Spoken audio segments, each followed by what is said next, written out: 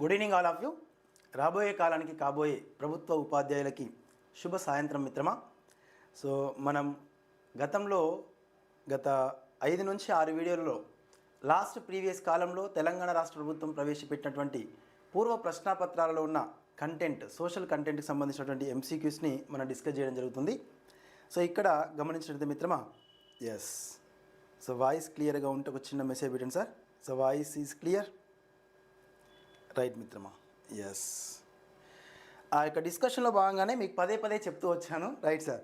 So ఇక్కడ గమనించండి మిత్రమా, ప్రీవియస్ కాలంలో మనం పూర్వ ప్రశ్నాపత్రాల నుండి ఇక్కడ ఓవరాల్గా కంప్లీట్గా స్కూల్ అసిస్టెంట్ సోషల్ వాళ్ళకి కానీ, ఎస్జిటి వాళ్ళకి కానీ, సైకాలజీ నిమిత్తం, పిఐ నిమిత్తం, so GK and current affairs విషయంలో, సోషల్ కంటెంట్ విషయంలో, సో ఎక్కడెక్కడ ఏ అంశాలు ఎక్కువ మొత్తంలో పునరావృతం అవుతున్నాయనే అంశాల గురించి ప్రత్యేకంగా కొన్ని వీడియోలు చేసాం. అవి మీరు గతంలో చూసి ఉండొచ్చు, రైట్ మిత్రమా.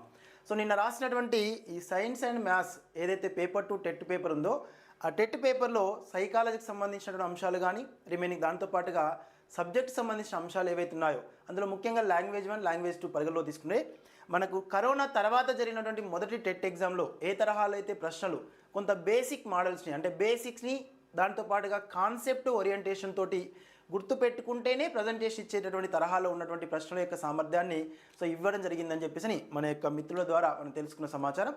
ఎందుకంటే ఆన్లైన్లో జరిగేటటువంటి ప్రశ్నపత్రం అనేది బయటికి రిలీజ్ కాదు కాబట్టి ఇక్కడ వాళ్ళు అడుగుతున్న వాళ్ళ యొక్క నేపథ్యాన్ని పరిగణలో తీసుకున్నట్లయితే వాళ్ళు ఇచ్చినటువంటి సూచనలు, వాళ్ళు ఏ ప్రశ్నలు ఎక్కడెక్కడ ఏ ఏరియాస్ నుంచి వచ్చినాయనే ప్రతిపాదనని గమనించి సుమారు ఒక 50 నుంచి 60 మంది అభ్యర్థుల ద్వారా మనం సేకరించిన ప్రతిపాదనలో మన యొక్క టెస్ట్ సిరీస్ లోపల, ఈ స్కూల్ అసిస్టెంట్ సోషల్ వాళ్ళకి ఏర్పాటు చేసిన టెస్ట్ సిరీస్ లోపల టెట్ కోసం ప్రత్యేకంగా సైకాలజీ పీడిఎఫ్ని ఏర్పాటు చేసాం ప్రీవియస్ ప్రశ్నపత్రాల నుండి. ఆ పీడిఎఫ్ నుండి 18 ప్రశ్నలను లేవనెత్తడం జరిగింది.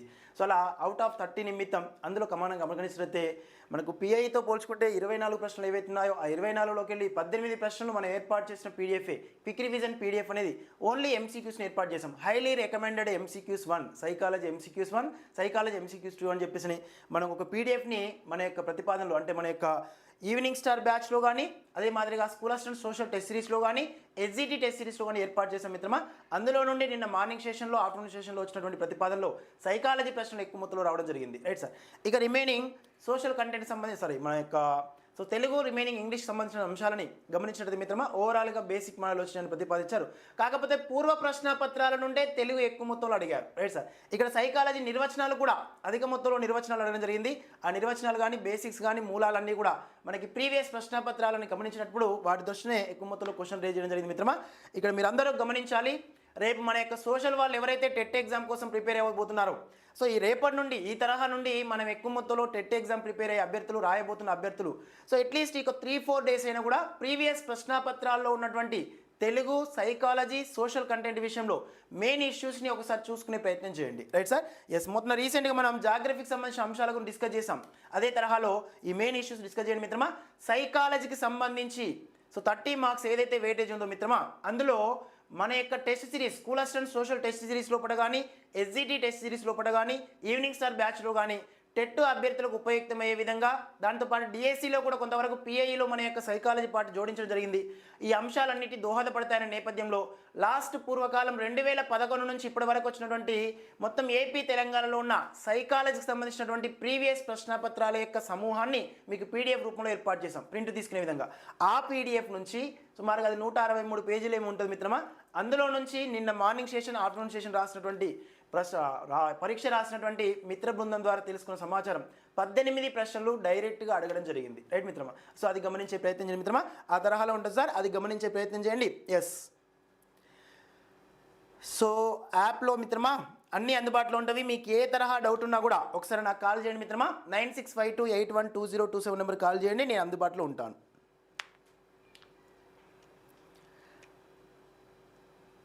సో జాగ్రఫీ మీరు చూడండి మిత్రమా, పైన కంటెంట్ లోపటలో మన యొక్క లైవ్ కంటెంట్ ఉంటుంది. మీరు ఒకసారి మొబైల్ ఫోన్ క్లారిటీగా చూడండి, చూస్తే క్లారిటీ వస్తుంది.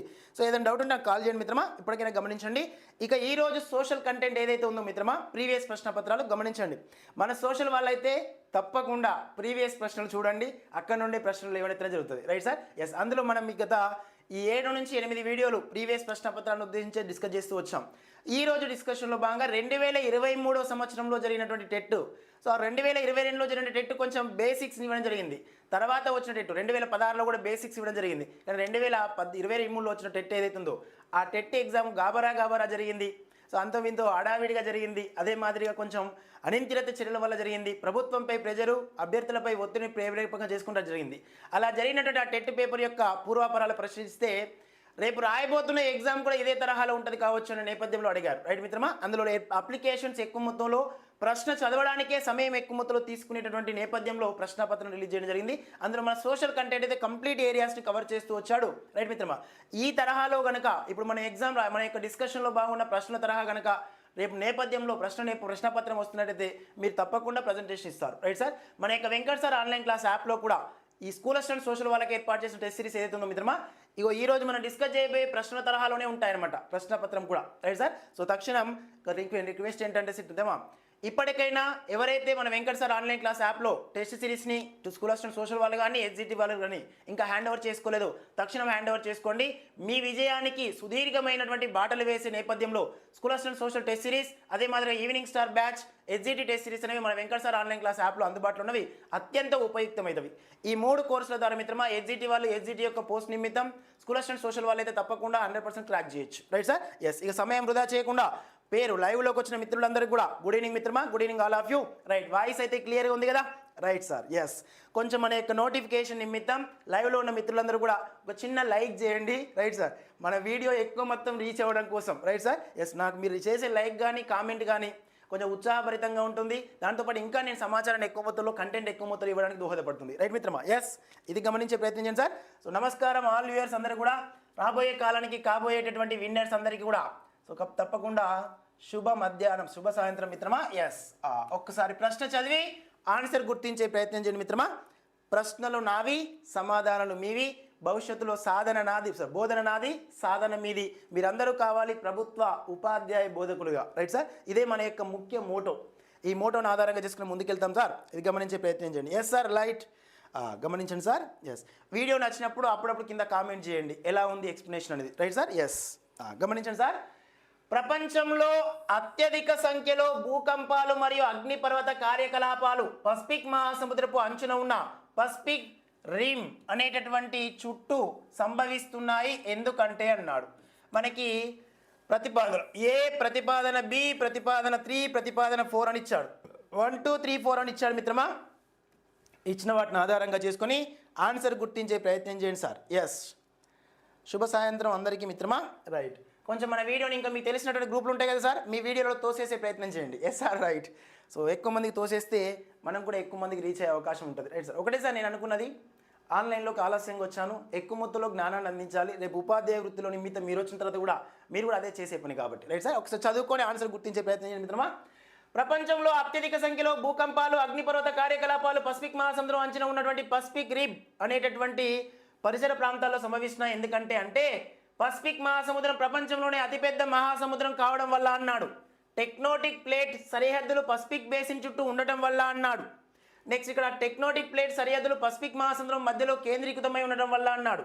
అన్ని పెద్ద మరియు చిన్న టెక్టోనిక్ ప్లేట్స్ పసిఫిక్ మహాసముద్రం వైపు కదులుతుండడం వల్ల అన్నాడు. రైట్ మిత్రమా, ఇచ్చిన వాటిని ఆధారంగా చేసుకొని ఆన్సర్ గుర్తించేటటువంటి ప్రయత్నం చేయండి. Yes sir, give the answer please మిత్రమా. ఎస్, ప్రపంచంలో అత్యంత లోతైన మహాసముద్రం పసిఫిక్ మహాసముద్రం. ప్రపంచంలో అత్యంత లోతైన పసిఫిక్ మహాసముద్రం ఏదంటే పసిఫిక్ మహాసముద్రం. ఇగో ఈ పసిఫిక్ మహాసముద్రం మనకు డెల్టా ఆకారంలో విస్తరించి ఉంటుంది. ప్రపంచంలో అత్యంత లోతైన ప్రాంతం Mariana tranche. Mariana tranche, tranche అంటే అఖాతము అని పేర్కొంటాం. రైట్ సార్, తెలుగులో ఈ మెరియానా ట్రంచ్ అంటే ఇంటర్మీడియట్ చూసేటప్పటికి 11,103 మీటర్ల లోతు ఉంటుంది. ఇక్కడైతే 11,022 మీటర్ల లోతులో విస్తరించి ఉంటుంది మన టెక్స్ట్ బుక్లో అయితే. ఓవరాల్గా సుమారు 11,000 మీటర్ల లోతు వరకు విస్తరించినది మెరియానా ట్రంచ్. రైట్ సార్, ఇక్కడ మెరియానా ట్రెంచ్ అనేటటువంటి ఈ ప్రాంతం ప్రపంచంలోనే సముద్ర ఉపరితలం దృష్ట్యా భూమిపై అత్యంత లోతైనటువంటి ప్రాంతంగా ప్రసిద్ధిగాంచినది. ఆ తరహాలో ఉన్న ఈ పసిఫిక్ మహాసముద్రానికి పేరు పెట్టిన వారు, పసిఫిక్ మహాసముద్రానికి పేరు పెట్టిన వారు మాజిలాన్ అనేటటువంటి నావికుడు. అలా పసిఫిక్ మహాసముద్రానికి పేరు పెట్టిన వాడు ఎవరయ్యా అంటే మాజిలాన్. ఎవరు సార్? మాజిలాన్. ఈయన కూడా ఇటలీ దేశానికి చెందినవాడే.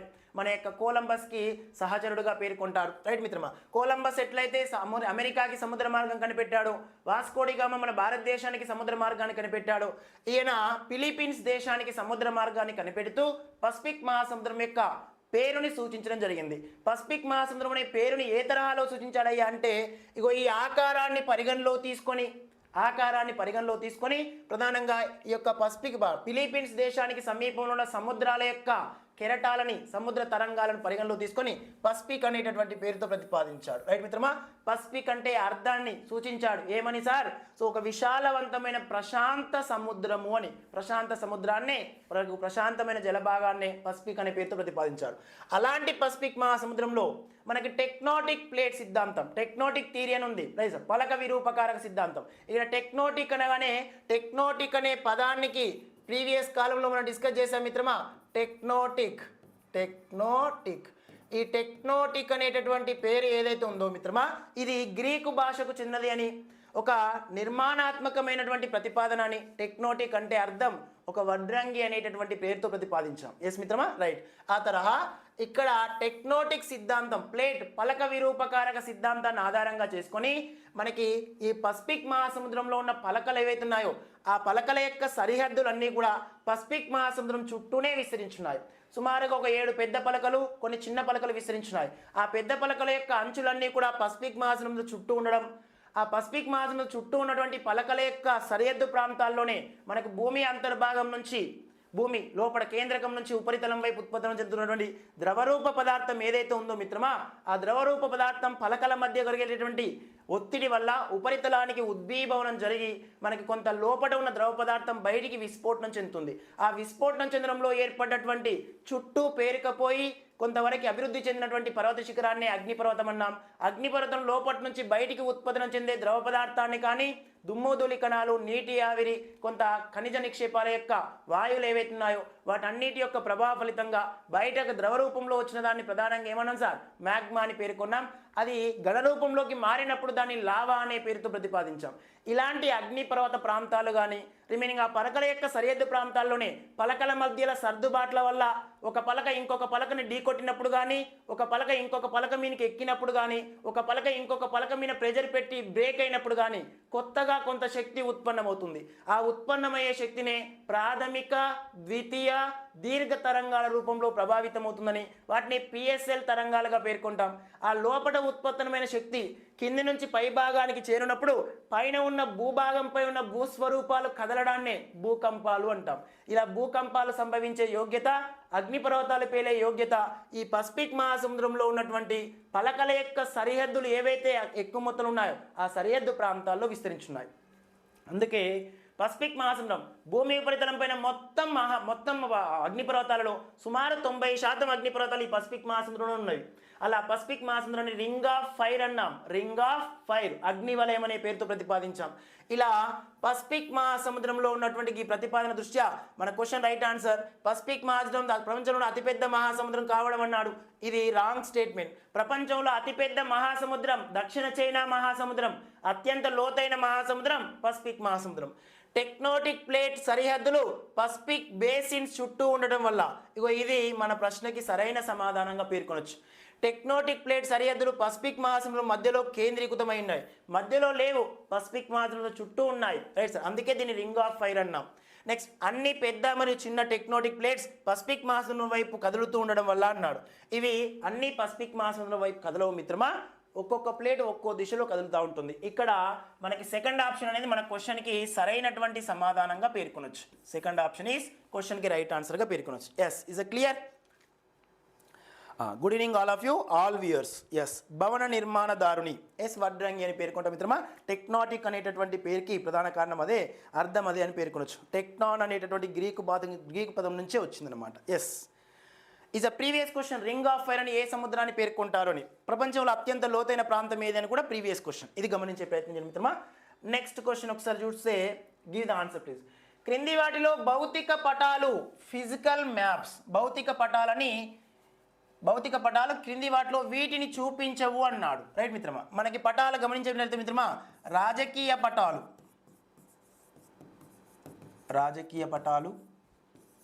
భౌతిక పటాలు, నెక్స్ట్ చారిత్రక పటాలు,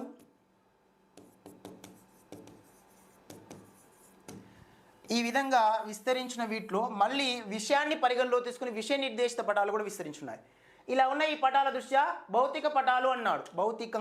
భౌతిక ధర్మాలు అంటే మిత్రమా చూసి చెప్పే ధర్మాలు, చూడగానే విభజించదగిన విధంగా ఉన్నటువంటి ధర్మాలని ఫిజికల్ ప్రాపర్టీస్ అంటాం. అలా భూమి ఉపరితలం పైన భూస్వరూపాలను ఆధారంగా చేసుకుని మనకి కొండలు, గుట్టలు, పీఠభూములు, మైదానాలు, అటవీ ప్రాంతాలు, ఉష్ణోగ్రత వ్యత్యాసాలను ఆధారంగా చేసుకొని ఎక్కువ ఉష్ణోగ్రత, తక్కువ ఉష్ణోగ్రత పరిణామ క్రమాలు, ఈ అన్నిటి గురించి చూడగానే చెప్పేటటువంటి ఆ యొక్క ధర్మాల దృష్ట్యా మన అవగాహన కలగడం కోసం దోహదపడే పటాలని మనం ఇక్కడ భౌతిక పటాలు అనే పేరుతో ప్రతిపాదించాం. రైట్ మిత్రమా? మరి భౌతిక పటాలు అనేవి గమనించినట్టయితే ఇక్కడ ఏ ధర్మాలు కలిగి ఉన్నాయి? రైట్ సార్, క్షుణ్ణంగా ప్రశ్నను గమనించాలి, ప్రశ్నలో ఉన్న ప్రతి పదాన్ని కూడా గమనించాలి. ఏవందో వెంకట్ సార్ ఆన్లైన్ క్లాస్ యాప్లో ఉన్న టెస్ట్ సిరీస్లో కూడా, ఎందుకంటే అదే తరహాలో ఉంటుంది కాబట్టి. Right sir? ఎస్, గమనించినట్టు మిత్రమా? ఎస్, అవును మిత్రమా. ప్రీవియస్ టెట్ పేపర్ మిత్రమా, రాతి ప్రకాలు మరియు ఖనిజాల పంపిణీ, భౌగోళిక లక్షణాలు, వాతావరణం మరియు వాతావరణం యొక్క అంశాలు, వృక్ష సంపద. ఈ క్రింది వాటిలో భౌతిక పటాలని వీటిని చూపించవు అన్నాడు. భౌతిక పటాల ద్వారా ఈ క్రింది వాటిలో ఏదో ఒక అంశాన్ని మనం తెలుసుకోలేం, మిగతా అన్ని అంశాలను తెలుసుకోగలుగుతున్నాం. Right sir? భౌగోళిక లక్షణాలని తెలుసుకుంటాం. భౌగోళిక లక్షణం ఒక మ్యాప్ను పరిగణలో తీసుకున్నప్పుడు భౌతిక పటం అది ఎంతవరకు విస్తరించింది, ఎక్కడెక్కడ కొండలు ఉన్నాయి, ఎక్కడెక్కడ పర్వతాలు ఉన్నాయి, భారతదేశానికి ఉత్తరం వైపున హిమాలయాలు, దక్షిణం వైపున హిందూ మహాసముద్రం, తూర్పున బంగాళాఖాతం, పశ్చిమాన అరేబియా సముద్రం, తూర్పు కనుమలు, పశ్చిమ కనుమలు, దక్కన్ పీఠభూమి, లడక్ పీఠభూమి, ఇలాంటి అన్నిటిని కూడా భౌతిక పటం ద్వారా తెలుసుకోవచ్చు. రైట్ మిత్రమా? భౌగోళిక లక్షణాలు.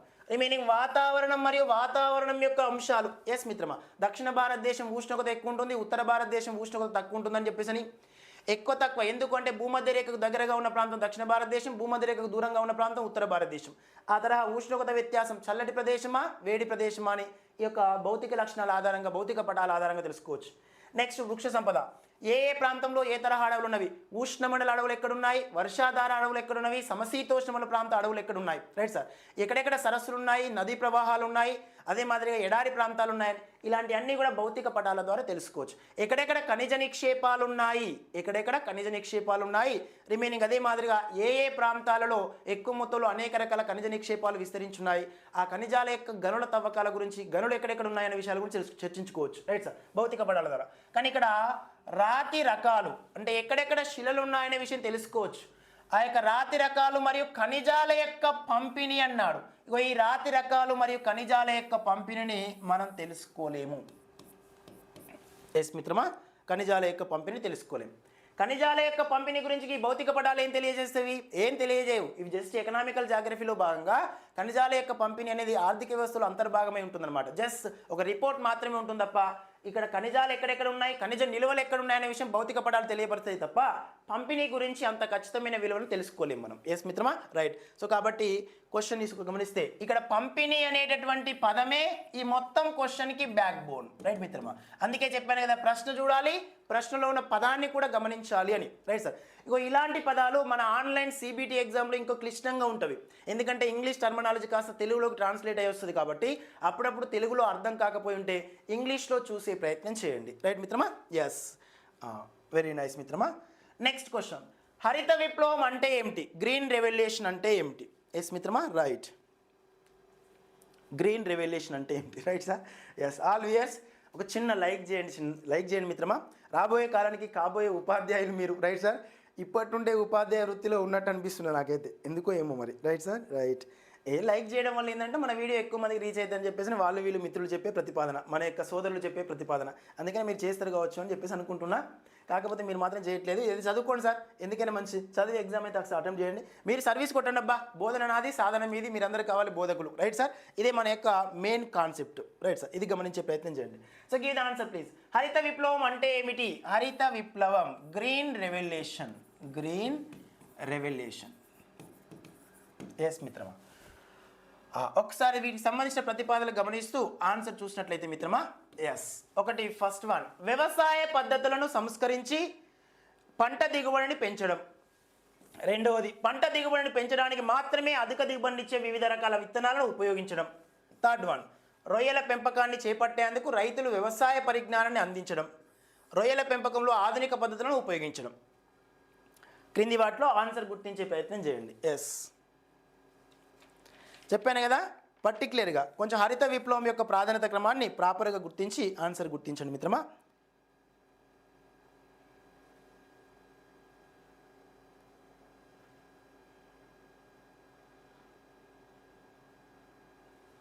హరిత విప్లవం, ఎస్. ఇక్కడ ఒక 2 నిమిషాలు మాట్లాడతాం మిత్రమా, ఒకసారి గమనించండిగా. ఎస్, మనకి ఈ క్వశ్చన్ నిమిత్తం ఒకసారి గమనించినట్లయితే, ఎస్ జస్ట్ ఒకసారి గమనించండి మిత్రమా, మన భారతదేశం యొక్క భూభాగాలను మీరు చూసినట్లయితే భారతదేశం యొక్క భూభాగానికి ఉత్తరం వైపున ఎక్కువ మొత్తంలో ఏమున్నదయ్యా, ఉత్తరం వైపు అంతా కూడా భారతదేశం యొక్క ఉత్తర భాగం అంతా కూడా మీరు చూసినట్లయితే మిత్రమా ఉత్తర మైదానాలు విస్తరించున్నాయి. ఉత్తర మైదానాలు, రైట్ సార్. ఇది మన యొక్క భారతదేశం యొక్క భూభాగం. జస్ట్ ఎందుకు ఈ యొక్క డిస్కషన్ అంటే సార్, ఈ ఏరియాస్ నుంచి గతంలో పదే ప్రశ్నలు ఏమడటం జరుగుతుంది. మనందరికీ తెలుసు డిఎస్సి అంటేనే జస్ట్ 0.25, 0.5, 0.75, 1, 1.5 అని చెప్పేసి అని అంటాం. ఎందుకు సార్? సో మనం ఫెయిల్యూర్ అవ్వడానికి, రైట్ సార్. నువ్వు 0.25తో జాబ్ మిస్ అయినా you are also complete failure పర్సనే. 0.25 మార్క్స్ ఎక్కువ వచ్చి జస్ట్ బార్డర్లో నీకు సర్వీస్ వచ్చినా కూడా యు ఆర్ ద విన్నరే, రైట్ సార్, ఎక్కువ మొత్తంలో. సో గెలిచిన వాడు చెప్తే 100 మంది వింటారు, ఓడిపోయిన వాడు చెప్తే ఎవడు వినడు. అర్థమే సార్, మన ఇంట్లో వాళ్ళే వినరు మనకు, రైట్ సార్, ఓడిపోతే. కాబట్టి అది గమనించే ప్రయత్నం చేయండి మిత్రమా. ఎస్, ఇక్కడ చూసినట్టయితే భారతదేశం యొక్క ఈ భూభాగంలో 1960వ సంవత్సరానికి వచ్చేటప్పటికి 1947వ సంవత్సరంలో భారతదేశానికి స్వతంత్రం వచ్చింది. సో స్వతంత్రం వచ్చింది ఆగస్టు 15వ తేదీ రోజున. వచ్చిందా రాలేదా? వచ్చింది సార్, మీరు అందరూ ఉన్నారు కదా, రైట్ మిత్రమా. ఎస్, ఇక్కడ భారతదేశం స్వతంత్రం వచ్చినప్పుడు పక్కన ఉన్నటువంటి ఈ పాకిస్తాన్ విడిపోయింది. ఈ తూర్పులో ఉన్న ఈ బంగ్లాదేశ్ కూడా తూర్పు పాకిస్తాన్ అనే పేరుతో విడిపోయింది. ఈ 2 ప్రాంతాలు విడిపోవడం, భారతదేశం స్వతంత్రం రావడం వల్ల మన భారతదేశంలో సుమారు 60% గోధుమని పండించే భూభాగాన్ని మనం కోల్పోయినాం. 40% వరిని పండించే భూభాగాన్ని కూడా కోల్పోయినాం. జనాభా నిమిత్తం భారతదేశంలో అప్పటికి 75% జనాభా 2 దేశాలలో కలిపి ఉంటే, అంటే తూర్పు బంగ్లాదేశ్ కానీ పశ్చిమాన ఉన్న పాకిస్తాన్ కలబలుపుకొని ఉన్న మన భారతదేశంలో 74.6% జనాభా వ్యవసాయ రంగంపై ఆధారపడి ఉంటే, ఆ మొత్తం జనాభాలో 16.8% జనాభా వ్యవసాయ రంగంపై ఆధారపడ్డ జనాభాని కోల్పోయినాం. జనాభాని కోల్పోయినాం, వ్యవసాయ ఆధారిత భూభాగాలను కోల్పోయినాం. సుమారు 20% నీటి సాంద్రత అధికంగా ఉన్న భూభాగాన్ని కూడా కోల్పోయినాం. ఇవన్నీ కోల్పోయినటువంటి మన భారతదేశం 1947 నుండి 1950 వరకు కొంతవరకు పరిపాలన నిమిత్తం ముందుకు వస్తూ వచ్చింది. కానీ ఈ పరిపాలనలో భాగంగా మొదటి క్యాబినెట్ ఏం చేసినా వీళ్ళకి ఏం అర్థం అవ్వట్లేదు. ఎందుకు అనంటే అప్పటికి భారతదేశం యొక్క విధి విధానాల నిమిత్తం ఎక్కువ జనాభా వ్యవసాయ రంగంపై ఆధారపడి ఉన్నారు. సో అప్పటికెప్పటికే కుదురుకుంటా ఉంది. ఆ సమయంలో 1950వ సంవత్సరంలో ఒక పెద్ద మనిషి చెప్పిండు, అయ్యా ఏ పని చేసినా ఒక ప్లాన్ ఉండాలి, ప్రణాళిక లేకుండా ఏ పని చేయలేం మనమని. తప్పకుండా ప్లాన్ ఉండాలి సార్ అని మోక్షంగుండం విశ్వేశ్వరయ్య, దాంతో పాటుగా జవహర్లాల్ నెహ్రూ చెప్పిన ప్రతిపాదనలతో పాటుగా కొంత సుభాష్ చంద్రబోస్ ఇచ్చినటువంటి గైడ్ లైన్స్ని పరిగణలో తీసుకొని వీళ్ళు 1950వ సంవత్సరంలో మొట్టమొదటిగా ప్రణాళిక సంఘాన్ని రూపొందించి, ఈ ప్రణాళిక సంఘం ఆధ్వర్యంలో 1951 నుంచి 56 వరకు మొదటి పంచవర్ష ప్రణాళికను రూపొందించారు. మొదటి పంచవర్ష ప్రణాళిక ఎక్కువ మొత్తంలో వ్యవసాయ రంగానికి అధిక ప్రాధాన్యత ఇచ్చింది. 1951 నుండి 56 వరకు వీళ్ళు అంటే ఊహించిన విధంగా ఎక్కువ మొత్తంలో రాకపోయినా స్వయం సమృద్ధిని సాధించింది. అంటే ఎక్స్పెక్ట్ చేసుకున్న టార్గెట్ రీచ్ అయింది. 56 నుంచి 60వ సంవత్సరం, 56 నుంచి 61కి వచ్చేటప్పటికి భారతదేశంలో పారిశ్రామిక రంగంపై ఎక్కువ మొత్తంలో ప్రియారిటీ పెట్టింది. ఆ సమయంలో పరిశ్రమలను ఎక్కువ మొత్తంలో అభివృద్ధి పరుస్తున్న సమయంలో వ్యవసాయ రంగం కొంత కుంటుబడిపోయింది, రైట్ సార్. దానికి కారణం శీతోష్ణ స్థితి. 1961వ సంవత్సరానికి వచ్చేటప్పటికి భారతదేశంలో వ్యవసాయ రంగం కుంటుపడుతూ వచ్చింది. కాలానుసారంగా వర్షపాతం తక్కువ మొత్తంలో నమోదైంది. ఆ సమయంలోనే 1962వ సంవత్సరం, 1965వ సంవత్సరంలో భారతదేశం చైనా పాకిస్తాన్ తోటి యుద్ధం చేసింది.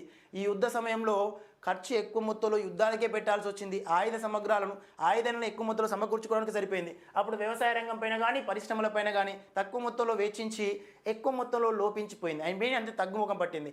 ఆ సమయంలో భారతదేశంలో ఆహార ధాన్యాల కొరత వచ్చి పడ్డది, రైట్ సార్. తినడానికి తిండి లేదు.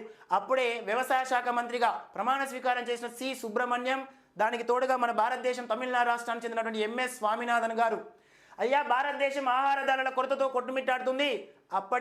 ఎప్పటికీ సార్ మన యొక్క భారతదేశం యొక్క భూభాగ నిమిత్తం 1945వ సంవత్సరం నుంచే, మొదటగా చెప్పాలంటే 1945వ సంవత్సరం నుంచే మనకి మెక్సికో దేశంలో స్థిరపడి మెక్సికో దేశంలో జన్మించి అమెరికా దేశంలో స్థిరపడ్డ నార్మాన్ బోర్లాగ్ 1945వ సంవత్సరం నుంచి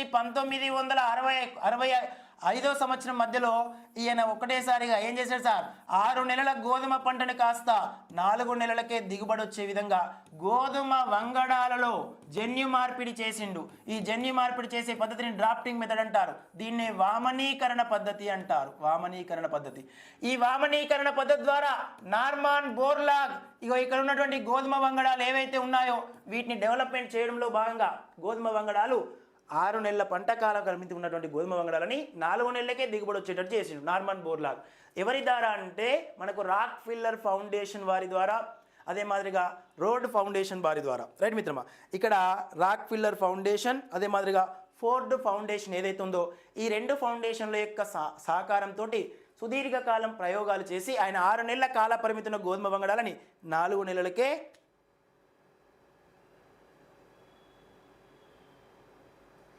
ఎస్ 4 నెలలకి ఏమైంది సార్, ఎక్కువ మొత్తంలో దిగుబడి వచ్చేటట్టు అయింది. ఇలా దిగుబడి వచ్చేటటువంటి నేపథ్యం కలిగిన గోధుమ వంగడాలని PL48 అనే పథకం కింద అమెరికా అప్పుగా ఇస్తూ వచ్చింది. ఆ సమయానికి మన భారతదేశం ఈ సమయంలో ఉంది. ఎలా ఉంది సార్, ఆహార ధాన్యాల కొరతతో కొట్టుమిట్టాడుతుంది. అప్పుడు 1960వ సంవత్సరంలో 1966వ సంవత్సరం వరకు ఈ యుద్ధాల వల్ల భారతదేశం ఆహార ధాన్యాల కొరతతో కొట్టుమిట్టాడిపోయి కరువు కాటకాలతో కొట్టుమిట్టాడుతున్నప్పుడు 66వ సంవత్సరం వరకు మన యొక్క బ్రిటిష్ అంటే అప్పుడున్నటువంటి ఇందిరాగాంధీ ప్రభుత్వం చేసిన యుద్ధాల వల్ల, ఇందిరాగాంధీ ప్రభుత్వం చేసిన ఈ తీర్మానాల వల్ల తర్వాత వచ్చే జనతా ప్రభుత్వం అయ్యా మేము కొంతవరకు ఈ ప్రతిపాదనలన్నీ కూడా మేము పూర్తిగా రిసీవ్ చేసుకుంటాం. సరే, ఈ ఇందిరాగాంధీ ప్రభుత్వం ఉన్నటువంటి 1966 సంవత్సరంలో మన యొక్క జవహర్లాల్ నెహ్రూ వీరి యొక్క తదితర కాంగ్రెస్ ప్రభుత్వం ఏదైతే ఉందో 1966 నుంచి 1969 మధ్య కాలంలో 5 సంవత్సరాలు కాల పరిమితి ఎక్కువ ఉండడం వల్ల కాన్సన్ట్రేషన్ తగ్గుతుందని వీళ్ళు సంవత్సరానికి ఒకసారి ప్రణాళికను రూపొందించారు. అలా వార్షిక ప్రణాళికను ఏర్పాటు చేశారు. వార్షిక ప్రణాళిక 66 నుంచి 67, 67 నుంచి 68, 68 నుంచి 69 ఇక ఈ సంవత్సరాలలో వార్షిక ప్రణాళిక రూపొందించి ఎంఎస్ స్వామినాథన్ యొక్క సహకారంతో అమెరికా దేశానికి చెందినటువంటి ఆ యొక్క రాక్ ఫిల్లర్ ఫౌండేషన్ అమెరికా దేశంలో ఉన్నటువంటి PL48 అనే పథకం కింద ఈ నార్మాన్ బోర్లాగ్ సృష్టించినటువంటి ఈ గోధుమ వంగడాలు ఏవైతున్నాయో వీటిని మెక్సికో దేశంలో అప్పటికే ప్రవేశపెడుతున్నారు. ఇలా ప్రవేశపెట్టేటటువంటి ఈ గోధుమ వంగడాలని మన భారతదేశానికి తీసుకొచ్చారు. ఫిలిప్పీన్స్ దేశ రాజధాని ఏదైతే ఉందో మిత్రమా, ఫిలిప్పీన్స్ దేశ రాజధాని మనకి మనీలాలో అంతర్జాతీయ వరి పరిశోధన కేంద్రం ఉంది. ఇది ప్రీవియస్ డిఎస్సి క్వశ్చన్.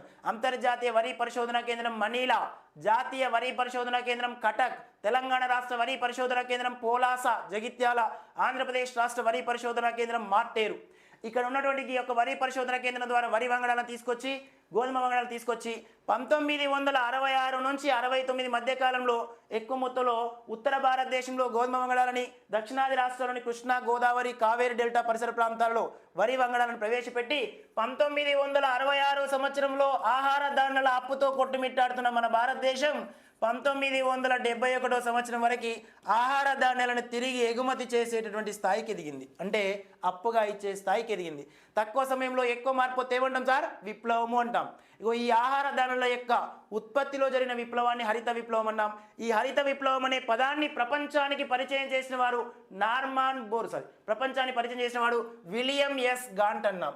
హరిత విప్లవం అనే పదాన్ని మనకి ప్రపంచానికి పరిచయం చేసిన వాడు ఎవరయ్యా అంటే విలియం ఎస్ గాంట్. ఎవరి మిత్రమా, విలియం ఎస్ గాంట్. వీడు హరిత విప్లవం అనే పదాన్ని ప్రపంచానికి పరిచయం చేశాడు. ఇగో ఈ హరిత విప్లవ పితామహుడు, ప్రపంచ హరిత విప్లవ పితామహుడుగా పిలువబడ్డ వ్యక్తి ఎవరయ్యా అంటే నార్మాన్ బోర్లాగ్. భారతదేశ హరిత విప్లవ పితామహుడు ఎంఎస్ స్వామినాథన్ మొన్న ఈ మధ్య కాలంలోనే సభకు నమస్కారం అన్నాడు. ఆయనకు తోడుగా భారతరత్న అవార్డు కూడా వచ్చింది, తమిళనాడు రాష్ట్రం. రైట్ మిత్రమా. సో ఇక్కడ జాతీయ రైతు కమిషన్ అధ్యక్షుడిగా కూడా పనిచేశాడు. రైట్ మిత్రమా. ఆ తరహాలో ఉన్నటువంటి మన యొక్క భారతదేశంలో హరిత విప్లవం ద్వారా కేవలం దిగుబడిని తీసుకొచ్చే హీల్డ్ వంగడాలని ప్రవేశపెట్టకుండా ఈ హీల్డ్ వంగడాలను ప్రవేశపెడుతూ వ్యవసాయ రంగంలో ఆధునిక సంస్కరణలు చేపట్టారు. ఆధునికమైనటువంటి సంస్కరణలు అంటే నీటి సాంద్రత లేని ప్రాంతాలకు నీటి సాంద్రత కల్పించడం, ఎక్కడెక్కడ సారవంతమైన భూభాగాలు ఉన్నాయి, ఏ నేలల్లో ఏ తరహా పంటలు పండిస్తాయని రైతులకు అవగాహన కల్పించడం, దాంతోపాటుగా కొన్ని ప్రభుత్వ పరంగా వచ్చేటటువంటి ప్రాధాన్యత కలిగినటువంటి కొంత సబ్సిడీలపైన కొన్ని యంత్రాంగాలను ఏర్పాటు చేయడం, యంత్రీకరణ, కృత్రిమేలులను ఉపయోగించి యంత్రాలను ఉపయోగించి కొంతవరకు ఆధునికమైనటువంటి నీటి సాంద్రత వ్యవస్థను పరిగణలో తీసుకొని హీల్డ్ వంగడాలను ప్రవేశపెట్టి అధిక దిగుబడిని సాధించడాన్ని మనం ఆధునిక సంస్కరణలు అన్నాం. అలా వ్యవసాయ రంగంలో ఆధునిక సంస్కరణలు ప్రవేశపెట్టి అత్యధిక మొత్తంలో దిగుబడి సాధించినటువంటి ఈ యొక్క విప్లవాన్ని హరిత విప్లవం అన్నాం. అందులో ఆహార ధాన్యాల ఉత్పత్తిలో అలా ఆహార ధాన్యాల ఉత్పత్తిని హరిత విప్లవం అనే పేరుతో ప్రతిపాదించాం.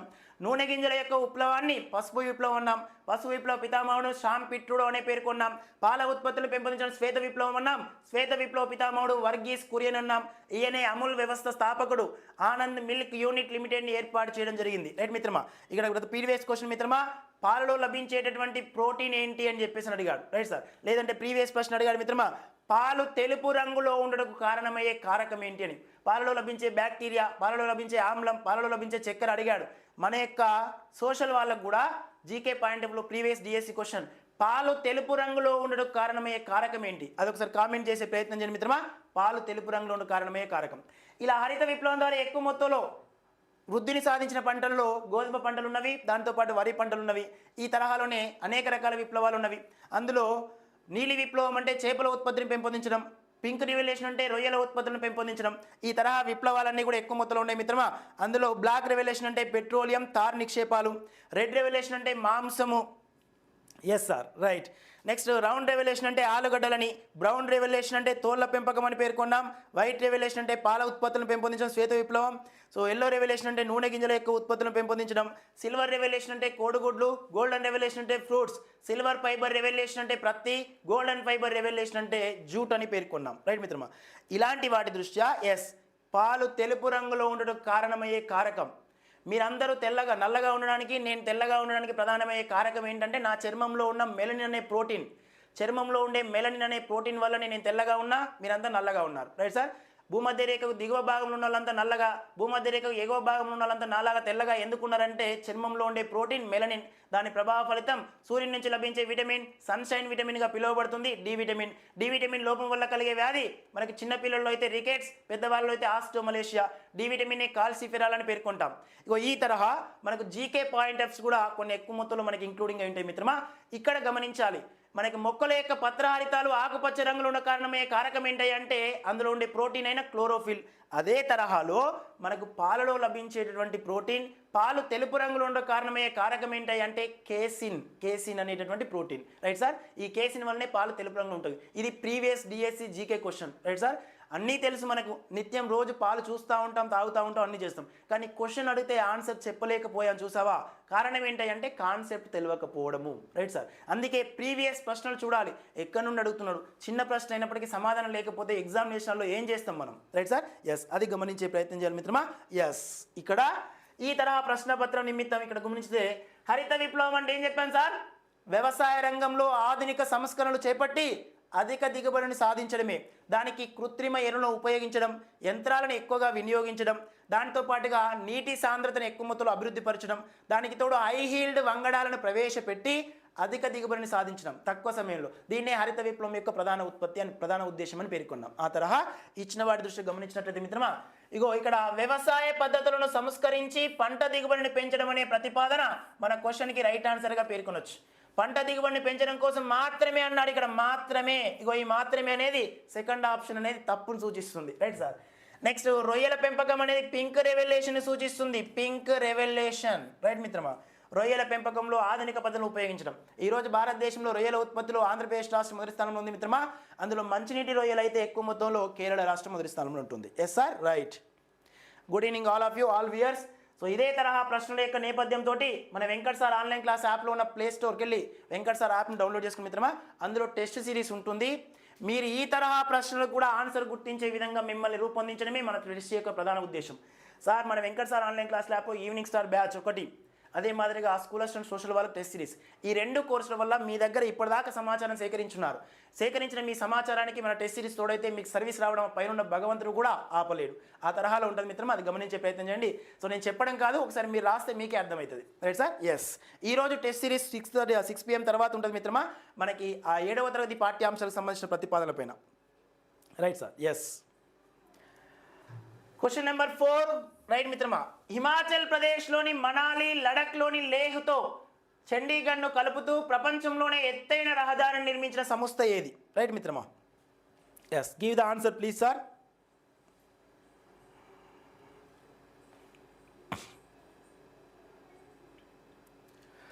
ఇక్కడ పబ్లిక్ ప్రైవేట్ భాగస్వామ్యంతో కేంద్ర ప్రభుత్వం అన్నాడు. National highway authorities of India, ఇక్కడ national highway authority of India అన్నాడు. ఇది ప్రధానంగా 1988 సంవత్సరంలో ఏర్పాటు చేయబడింది మిత్రమా. జాతీయ రహదారుల అభివృద్ధి ప్రాజెక్ట్ ప్రధానంగా చూసినట్టయితే మిత్రమా, ఎస్. నెక్స్ట్ అదే మాదిరిగా గమనించినట్టయితే border road organisation, right sir.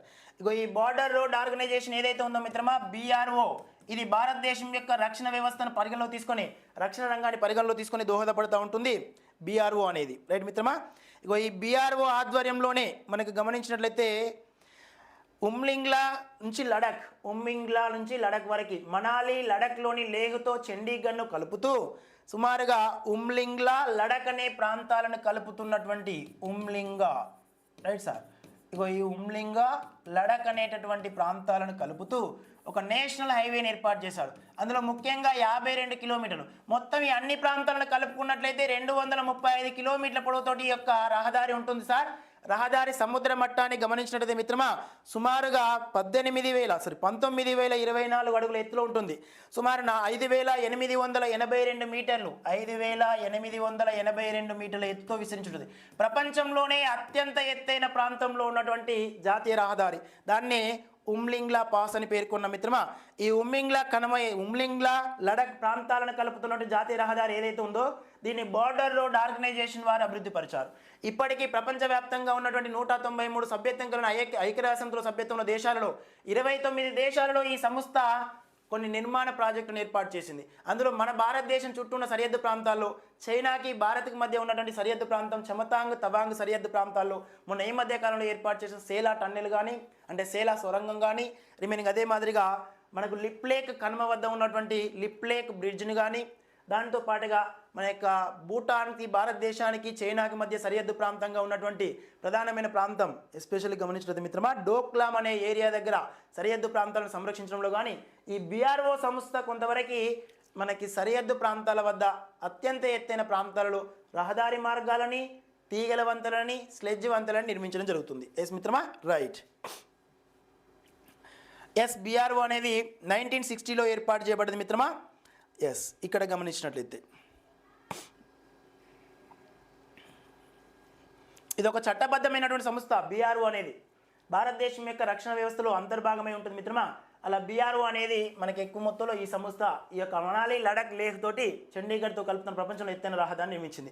Current ఇష్యూస్ని ఆధారంగా చేసుకుని జాగ్రఫీ మెన్షన్ చేశాను. అందుకే చెప్పాను కదా, ఈవినింగ్ స్టార్ బ్యాచ్లో ఈ తరహా ప్రశ్నలకు మీరు ఆన్సర్ గుర్తించే విధంగా కంటెంట్తో పాటు కరెంట్ జాగ్రఫీని కూడా అనుసంధానం చేసుకుంటూ బోధించబడుతుంది. ఈవినింగ్ స్టార్ బ్యాచ్ DSC కోసం ప్రత్యేకంగా జాగ్రఫీ, రైట్ మిత్రమా. ఎస్, నెక్స్ట్ రిమైనింగ్ మిత్రమా, భారతదేశంలో లూ అనే స్థానిక పవనాలు ఈ ప్రాంతంలో వీస్తాయి. ఇగో ఈ లూ అనే స్థానిక పవనాలు అంటే మరి ఇవి ఉష్ణ పవనాలా, శీతల పవనాలా?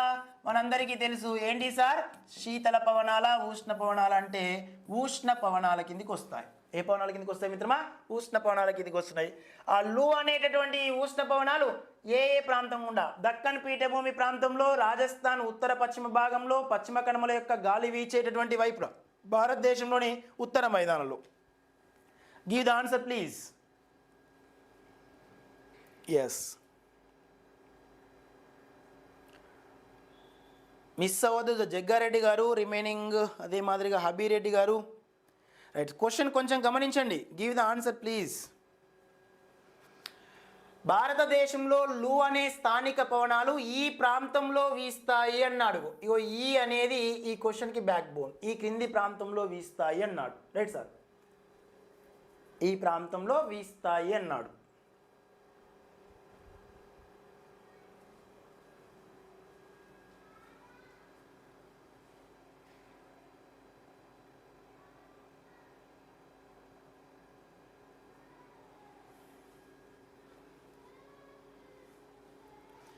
Yes, give the answer please మిత్రమా.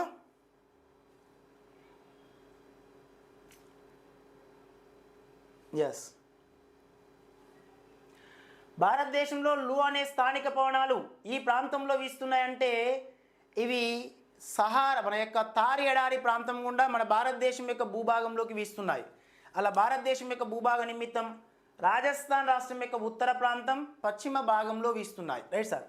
ఇవి భారతదేశంలోకి ప్రవేశిస్తున్నాయి కానీ ప్రవేశించిన వాటిలో ఎక్కువ మొత్తంలో ఎక్కడ వీస్తున్నాయి అంటే రాజస్థాన్ రాష్ట్రం యొక్క ఉత్తర ప్రాంతము, అదే మాదిరిగా పశ్చిమ భాగము. రాజస్థాన్ రాష్ట్రం యొక్క ఉత్తర పశ్చిమ ప్రాంతంలో, పశ్చిమ భాగంలో ఇగో ఇక్కడ పాఠ్యాంశం దృష్ట్యా లూ పవనాలు అనేవి వీస్తున్నాయి. ఎస్ మిత్రమా, right. So question right answer వచ్చినప్పుడు second option is question right answer పెట్టుకున్నాం. భారతదేశంలోని ఉత్తర మైదానంలో కూడా వీస్తాయి. ఉత్తర మైదానంలో వీసేవి పశ్చిమ కల్లోలాలు.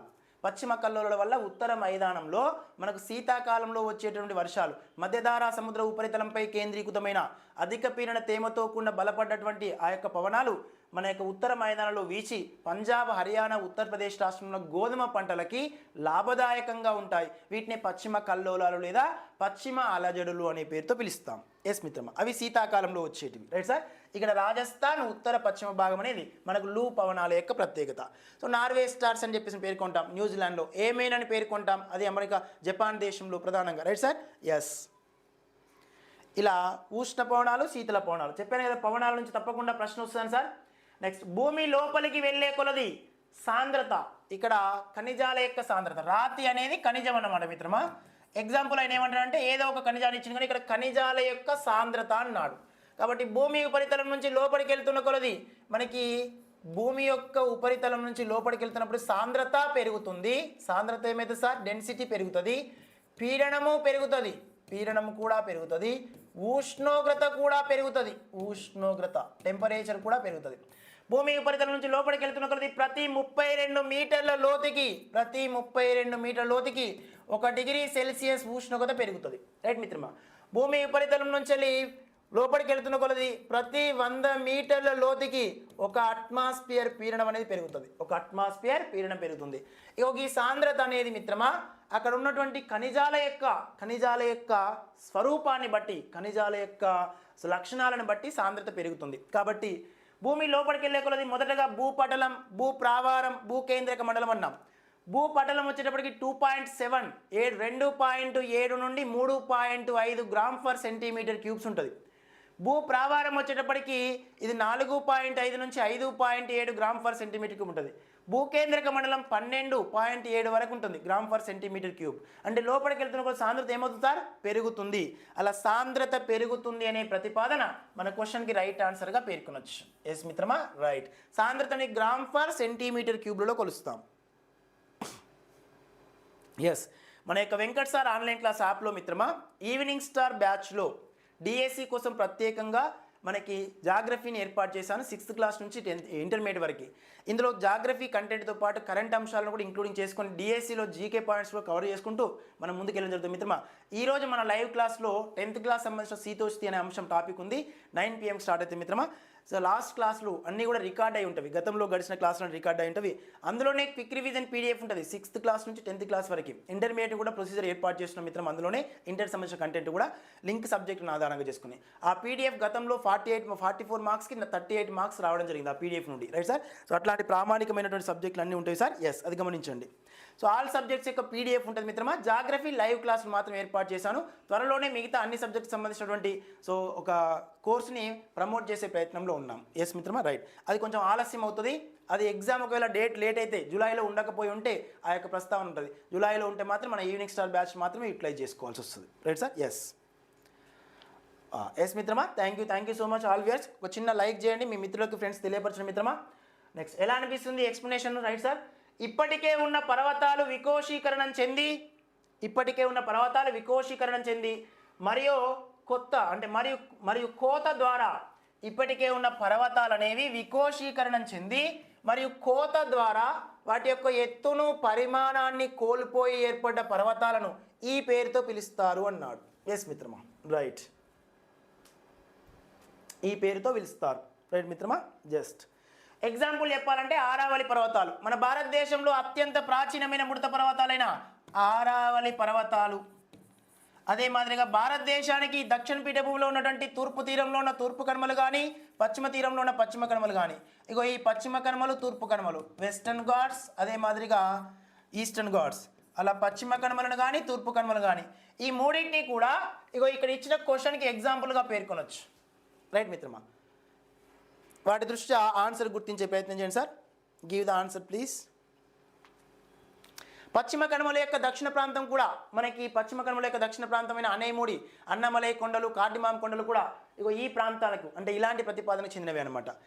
ఏదైనా ఒక పర్వత ప్రాంతం గమనించండి మిత్రమా, ఇక్కడ ఒకసారి గమనిస్తే మనకి సముద్ర మట్టానికి 900 మీటర్ల కంటే ఎక్కువ ఎత్తులో ఉండి, సముద్ర మట్టానికి 900 మీటర్ల కంటే ఎక్కువ ఎత్తులో ఉండి, వాళ్ళు తక్కువగా ఉండి, ఉపరితల స్వరూపం తక్కువ మొత్తంలో ఉండి, ఇగో తక్కువ ప్రదేశాలను ఆక్రమించుకున్నటువంటి భూస్వరూపాలు ఏవైతే ఉన్నాయో మిత్రమా, వీటిని కొండలు లేదా గుట్టలు అంటాం. కొండలు లేదా గుట్టలు. కొండలు లేదా గుట్టలు అనేవి తక్కువ ప్రదేశాలను ఆక్రమించుకొని వాళ్ళు తక్కువగా ఉంటాయి.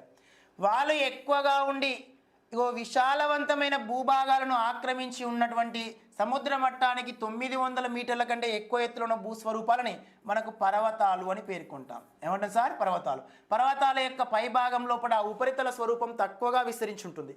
ఇగో ఇలాంటి పర్వతాలని మన యొక్క భూమి ఉపరితలం పైన గమనించినట్లయితే ద్వితీయ శ్రేణి భూస్వరూపాలకు ఉదాహరణగా పేర్కొన్నాం. ప్రథమ శ్రేణి భూస్వరూపాలు భూమి ఆవరణాలనే పాఠ్యాంశం 9th క్లాస్లో కనిపిస్తుంది. ఇంటర్మీడియట్ మొదటి సంవత్సరంలో భూస్వరూప శాస్త్రం అనే పాఠ్యాంశంలో కనిపిస్తుంది మనకి. Right sir? ఇక్కడ చూసినట్లయితే ఈ యొక్క ప్రథమ శ్రేణి భూస్వరూపాలకు ఉదాహరణ ఖండాలు, మహాసముద్రాలు అయితే ఈ ఖండాల యొక్క ఉపరితలం పైన మనం చూడగానే గమనించేటటువంటి పర్వతాలు, పీఠభూములు, మైదానాలని ద్వితీయ శ్రేణి భూస్వరూపాలు అంటాం. ఈ ద్వితీయ శ్రేణి భూస్వరూపాలలో పర్వతాలను గమనిస్తే మిత్రమా, సుదీర్ఘకాలం పలక విరూపకారక సిద్ధాంతాల వల్ల పలకలు రెండు కూడా అభిసరణ దిశలో పలకలు, అభిసరణ కదలిక వల్ల, అభిసరణ అంటే రెండు వ్యతిరేక దశలో, ఇలా రెండు ఒకదానికొకటి వ్యతిరేక దిశలో వచ్చి ఢీకొట్టినప్పుడు ఈ పలకల యొక్క చివరి భాగాలనేవి కొంచెం తక్కువ మొత్తంలో పల్చగా ఉండి లోపల ఉన్న అడుగుతలం కూడా ఉద్భీభవనం జరిగి ఈ యొక్క చీలికల ద్వారా ఉత్పతనం చెంది భ్రంశోద్భేదనం జరిగి ముడతలుగా సుదీర్ఘకాలం ఏర్పడ్డటువంటి విశాలవంతమైన భూస్వరూపాలని మన వాళ్ళు ఈరోజు ముడత పర్వతాలు అన్నాం. ఈ ముడత పర్వతాలు అనేవి మనకి పలక విరూపకారక సిద్ధాంతం కంటే ముందే భూమి నిర్మాణంలో భాగంగా అభివృద్ధి చెందిన వాటిని ప్రాచీన ముడత పర్వతాలు అన్నాం. ఈ టెక్నోటిక్ థియరీ తర్వాత కాలంలో అభివృద్ధి చెందినవి ఏవైతే ఉన్నాయో వాళ్ళు చెప్పిన ప్రతిపాదన నిమిత్తం వాటిని అతి తరుణ ముడత పర్వతాలు అన్నాం. ఈరోజు మన భారతదేశానికి ఉత్తరం వైపున హిమాలయ పర్వతాలు అతి తరుణ ముడత పర్వతాలు, అంటే కొత్తగా ఏర్పడ్డవి.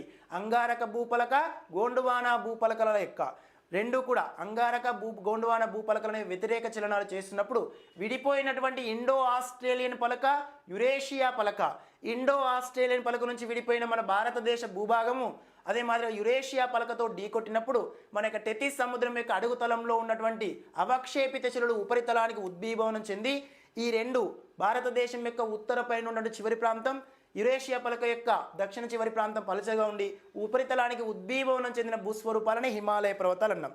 అలాంటి హిమాలయ పర్వతాలు ముడత పర్వతాలకు ఉదాహరణ.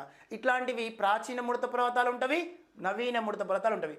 ప్రపంచంలో నవీన ముడత పర్వతాలకు ఉదాహరణ మన ఆసియాలో ఉన్న హిమాలయాలు, ఉత్తర అమెరికాలో ఉన్న రాకీ పర్వతాలు, దక్షిణ అమెరికాలో ఉన్న ఆండీస్ పర్వతాలు, యూరప్లో ఉన్న ఆల్ప్స్ పర్వతాలు. రైట్ మిత్రమా?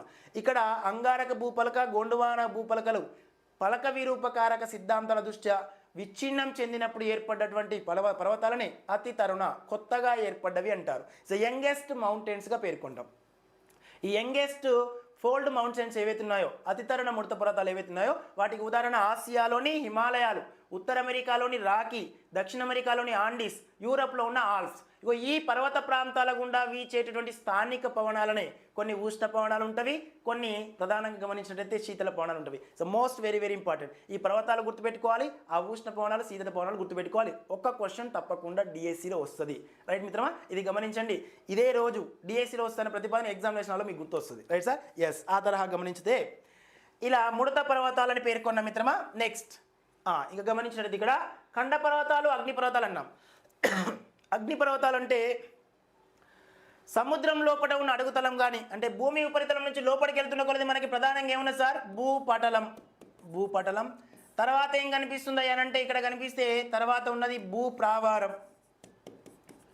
భూప్రావారం కింద ఉన్నది ఏదయ్యా అంటే భూకేంద్రక మండలం. ఏ మండలం సార్? భూకేంద్రక మండలం. ఇగో ఈ భూకేంద్రక మండలం అనేది నికెల్ మరియు ఫెర్రస్ అనే లోహ పలకలతో ఉంటుంది. లోపలికి వెళ్తున్న కొద్ది ఉష్ణోగ్రత పెరిగి సాంద్రత పెరగడం వల్ల ఇగో ఈ భూకేంద్రక మండలం లోపల ఈ నికెల్ మరియు ఫెర్రస్ అనే లోహ పలకలు రెండూ కూడా రసాయనిక చర్యలో పార్టిసిపేట్ చేసి ఎక్కువ ఉష్ణశక్తి ఉత్పన్నమవుతుంది.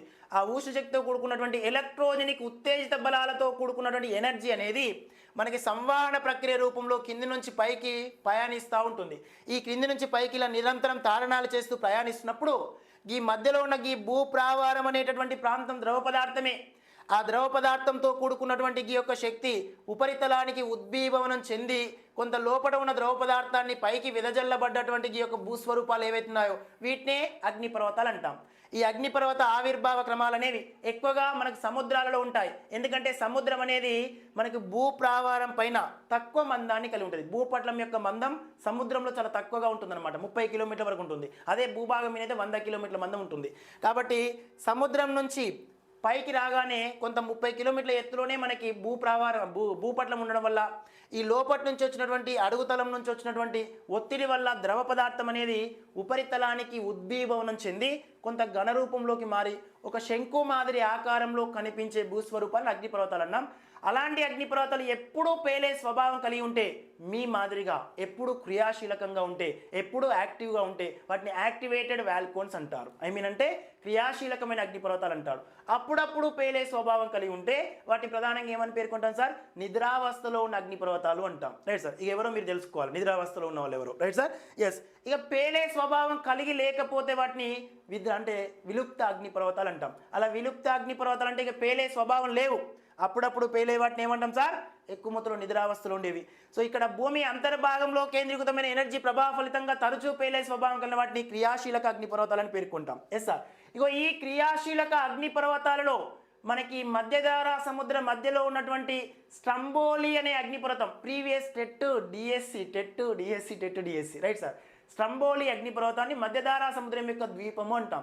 ఇది అత్యంత క్రియాశీలకమైనది. Right sir. అలా ఎప్పుడు పేలే స్వభావం కలిగి ఉంటుంది. స్ట్రంబోలి అగ్నిపర్వతం ఇక్కడ గమనించినట్లయితే మిత్రమా మనకు మధ్యధారా సముద్రంలో విస్తరించినది. Yes sir. రైట్. ఈ స్ట్రంబోలి అగ్నిపర్వతం సిసిలీ దేశంలో ఉంటుంది. సిసిలీ దేశం. అలాంటి క్రియాశీలక అగ్నిపర్వతాలు వీటిని వాల్కోన్స్ అన్నాం, అగ్నిపర్వతాలు అన్నాం. ఇక మన భారతదేశంలో ప్రీవియస్ క్వశ్చన్, మన భారతదేశంలో రెండు ఉన్నవి. ఒకటి బార్కేమ్, ఏమున్నాయి సార్? 2 అగ్నిపర్వతాలలో ఒకటి నార్కోండం అనే అగ్నిపర్వతం విస్తరించినది. భారతదేశంలో 2 అగ్నిపర్వతాలు ఉంటాయి మిత్రమా. అందులో ఒకటి బారెన్ అనే అగ్నిపర్వతం విస్తరించినది, రెండోది నార్కోండం అనే అగ్నిపర్వతం విస్తరించినది. ఇగో ఈ నార్కోండం అనే అగ్నిపర్వతం ఉత్తర అండమాన్లో ఉంటుంది. బారెన్ అనే అగ్నిపర్వతం ప్రధానంగా మనకి మధ్య అండమాన్లో ఉంటుంది. బారెన్ అనే అగ్నిపర్వతం మీ మాదిరిగా క్రియాశీలమైన రకానికి చెందినది, ఎప్పుడూ పేలే స్వభావం కలిగి ఉంటుంది. నార్కోండం అనే అగ్నిపర్వతం ఇక విలుప్త రకానికి చెందినది, పేలే స్వభావం కలిగి లేనటువంటి అగ్నిపర్వతంగా పేర్కొనవచ్చు. ఇగో ఈ 3 ప్రశ్నలు మిత్రమా ద మోస్ట్ ఇంపార్టెంట్. స్ట్రంబోలి అగ్నిపర్వతం అనేది మనకి సిసిలీ దేశంలో ఉంది. దీన్ని మధ్యధారా సముద్రం యొక్క ద్వీపం అని పేర్కొంటున్నాం మిత్రమా. ఇవి గుర్తుపెట్టుకునే ప్రయత్నం చేయండి. వీటికి తోడుగా కొంతవరకు గమనించినట్లయితే మిత్రమా మౌంట్ పీలే, ఈ మధ్య కాలంలో వార్తల్లో నిలిచింది మౌంట్ పీలే అగ్నిపర్వతం, వెస్టిండీస్. మౌంట్ పీలే అగ్నిపర్వతం ఎక్కడుందయ్యా? వెస్టిండీస్లో విస్తరించినది. రైట్ మిత్రమా. ఎస్. దానికి తోడుగా వేసువియస్, ఇటలీ దేశంలో విస్తరించినది వేసువియస్ అనే అగ్నిపర్వతం. క్యోటోపాక్సీ, ఈక్వెడార్, ఫ్యూజియామా జపాన్ దేశంలో ఉంది. ఇక్కడ అదే మాదిరిగా మయూన్ అనే అగ్నిపర్వతం ఫిలిప్పీన్స్లో విస్తరించినది. కీలిమాంజారో అనేది ప్రీవియస్ క్వశ్చన్, టాంజానియా దేశంలో ఉంది కీలిమాంజారో. రైట్ మిత్రమా. ఇవన్నీ కూడా మనకి ఈవినింగ్ స్టార్ బ్యాచ్లో లైవ్ క్లాస్లో అందుబాటులో ఉంటాయి మిత్రమా. ఇంక్లూడింగ్ పీడిఎఫ్లో అయితే క్లియర్ అండ్ ట్రాన్స్పరెంట్గా ఉంటుంది. మీరు మన యొక్క భూమి మనం అనే పాఠ్యాంశం లోపల వీటికి సంబంధించిన ఒక టేబుల్ ఇచ్చాను మిత్రమా, అది గమనించే ప్రయత్నం చేయండి. ఈవినింగ్ స్టార్ బ్యాచ్లో క్విక్ రీజన్ పీడిఎఫ్ టెస్ట్ సిరీస్లో ఉన్న పీడిఎఫ్లో కూడా అందుబాటులో ఉంటుంది. రైట్ మిత్రమా. నెక్స్ట్ రిమైనింగ్ ఖండ పర్వతాలు. ఏ పర్వతాలు సార్? ఖండ పర్వతాలు. రైట్ మిత్రమా. ఒకసారి గమనించండి సార్. ఖండ పర్వతాలు అనగానే మనందరికీ గుర్తొచ్చేవి ఎస్పెషల్లీ గమనిస్తే మిత్రమా, ఇదంతా కూడా పీఠభూమి ప్రాంతం. ఇదంతా కూడా పీఠభూమి ప్రాంతం మిత్రమా. ఇక్కడ కొంతవరకు పర్వత ప్రాంతాలనే కనిపిస్తున్నవి, పర్వతాలనే విస్తరించినవి. Right sir.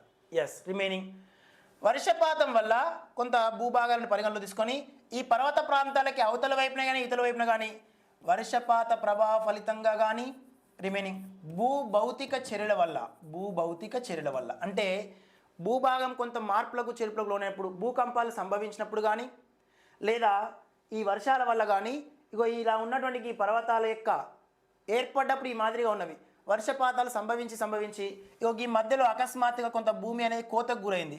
అలా కోతకు గురైపోయి ఇగో ఈ భూభాగం అంతా కోతకు గురై లాస్ట్కి ఒక గొంత ఏర్పడ్డది. Right sir. ఇలా ఏర్పడ్డప్పుడు ఇది ఏమైంది సార్, అంతకుముందుకి ఇది పీఠభూమి ప్రాంతమై ఉండే కాలానుసారంగా ఏమైంది సార్, ఇప్పుడు పర్వతాగ్రంగా మారిపోయింది.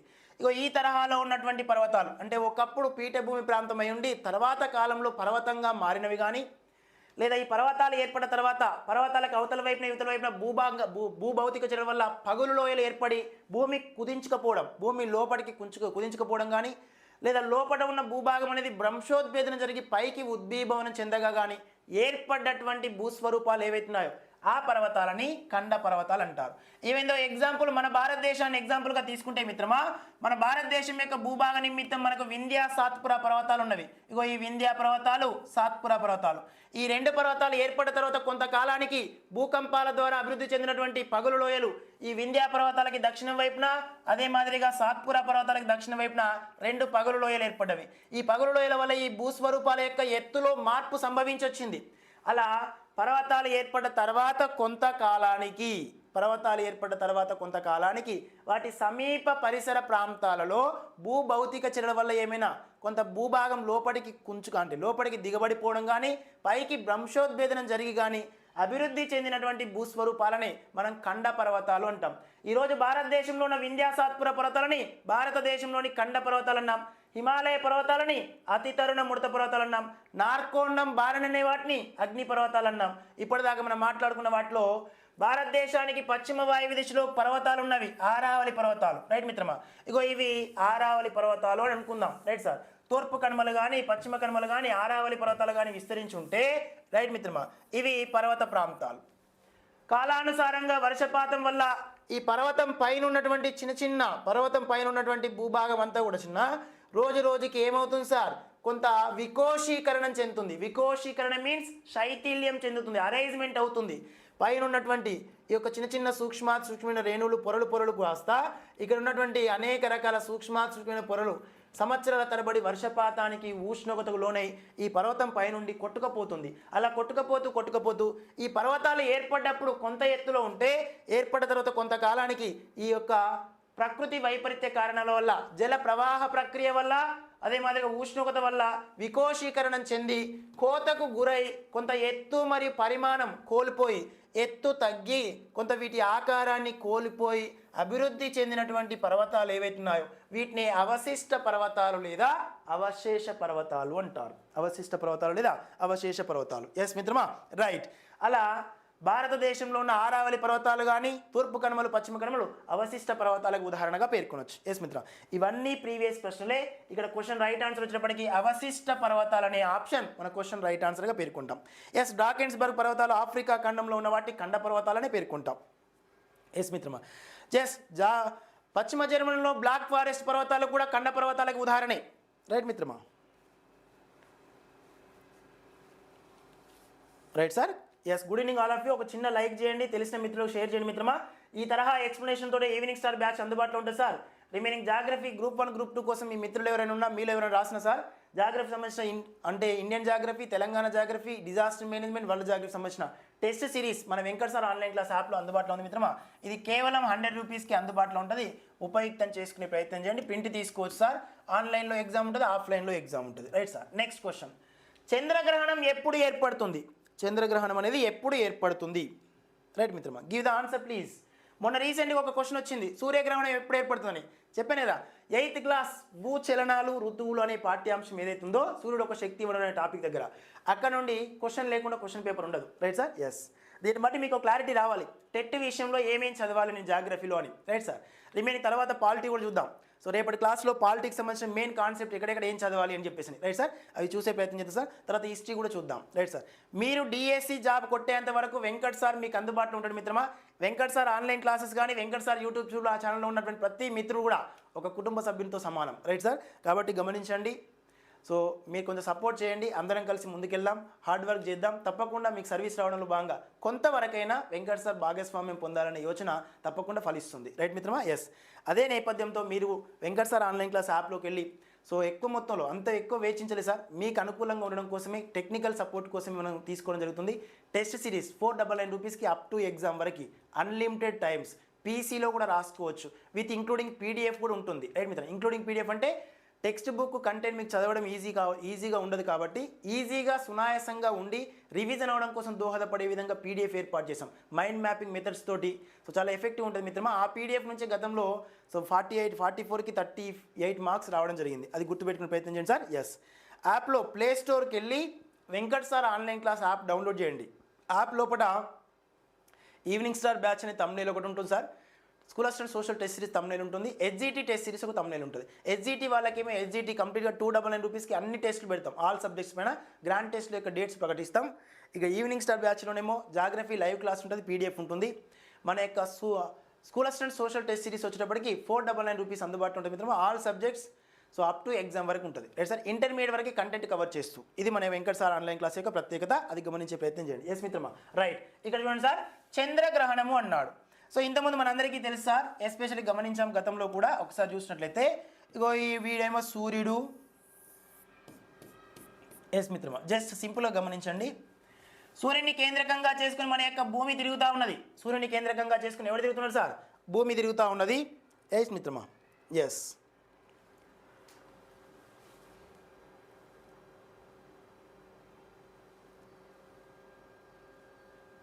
ఇక్కడ వీడు వచ్చేటప్పటికి మన యొక్క భూమి అని పేర్కొంటున్నాం.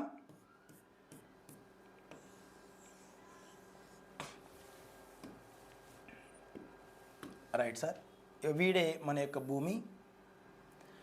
ఇంకా అవతల వైపు ఉన్నవాడు చంద్రుడు, భూమి యొక్క సహజ ఉపగ్రహం చంద్రుడు. Right sir.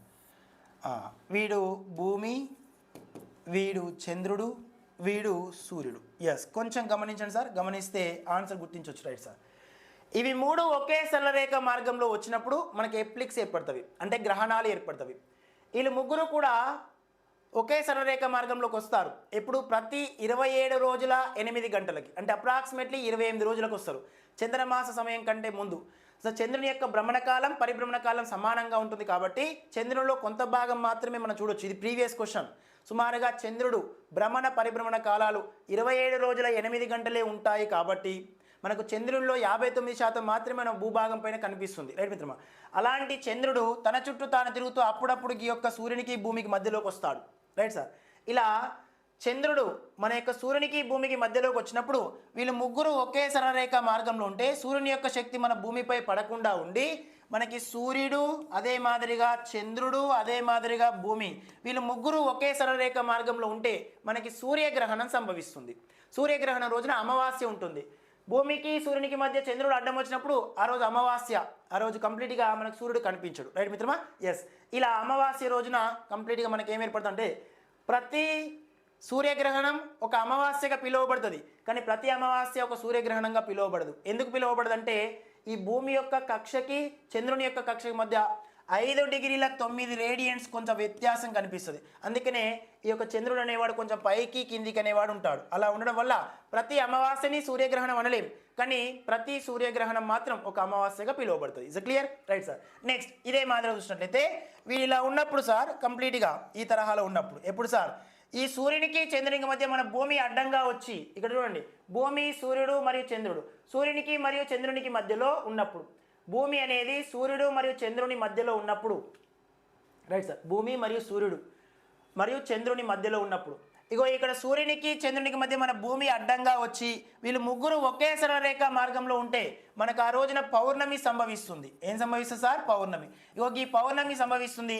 ఈ రోజునే మనం చంద్రగ్రహణము అని పేర్కొంటాం. ఏమంటారు సార్? చంద్రగ్రహణం. అలా వీళ్ళిద్దరి మధ్యలోకి చంద్రుడు వస్తే సూర్యగ్రహణం.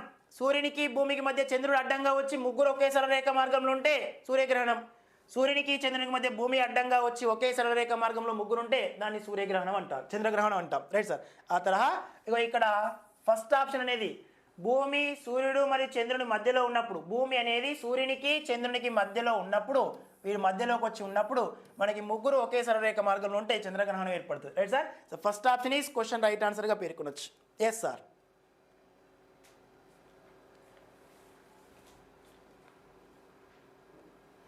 Yes, right, very nice Mrudula గారు. సూర్యగ్రహణంలో సూర్యుడు మధ్యలో ఉండడు, అంటే చంద్రగ్రహణంలో చంద్రుడు మధ్యలో ఉండడు. Right sir. సూర్యగ్రహణంలో సూర్యుడు పక్కకు ఉంటాడు, కాకపోతే చంద్రుడు మధ్యలోకి వస్తాడు. చంద్రగ్రహణంలోకి వచ్చేటప్పటికి చంద్రుడు పక్కన ఉంటాడు, భూమి మధ్యలోకి వస్తుంది. Right sir? ఎస్, ఇది గమనించే ప్రయత్నం చేయాలి. జస్ట్ సింపుల్గా ఈ యొక్క పిక్ గుర్తు పెట్టుకుంటే సరిపోతుంది సార్. ఇక్కడ నుండి ఒక ప్రశ్న తప్పకుండా వస్తుంది సార్. ఈ గ్రహణాల సమయంలోనే మనకి ప్రధానంగా సూపర్ మూన్, అదే మాదిరిగా black moon, so black moon, super moon అనేవి ఏర్పడతాయి. Right sir? ఎస్, ఇవి గమనించే ప్రయత్నం చేయాలి.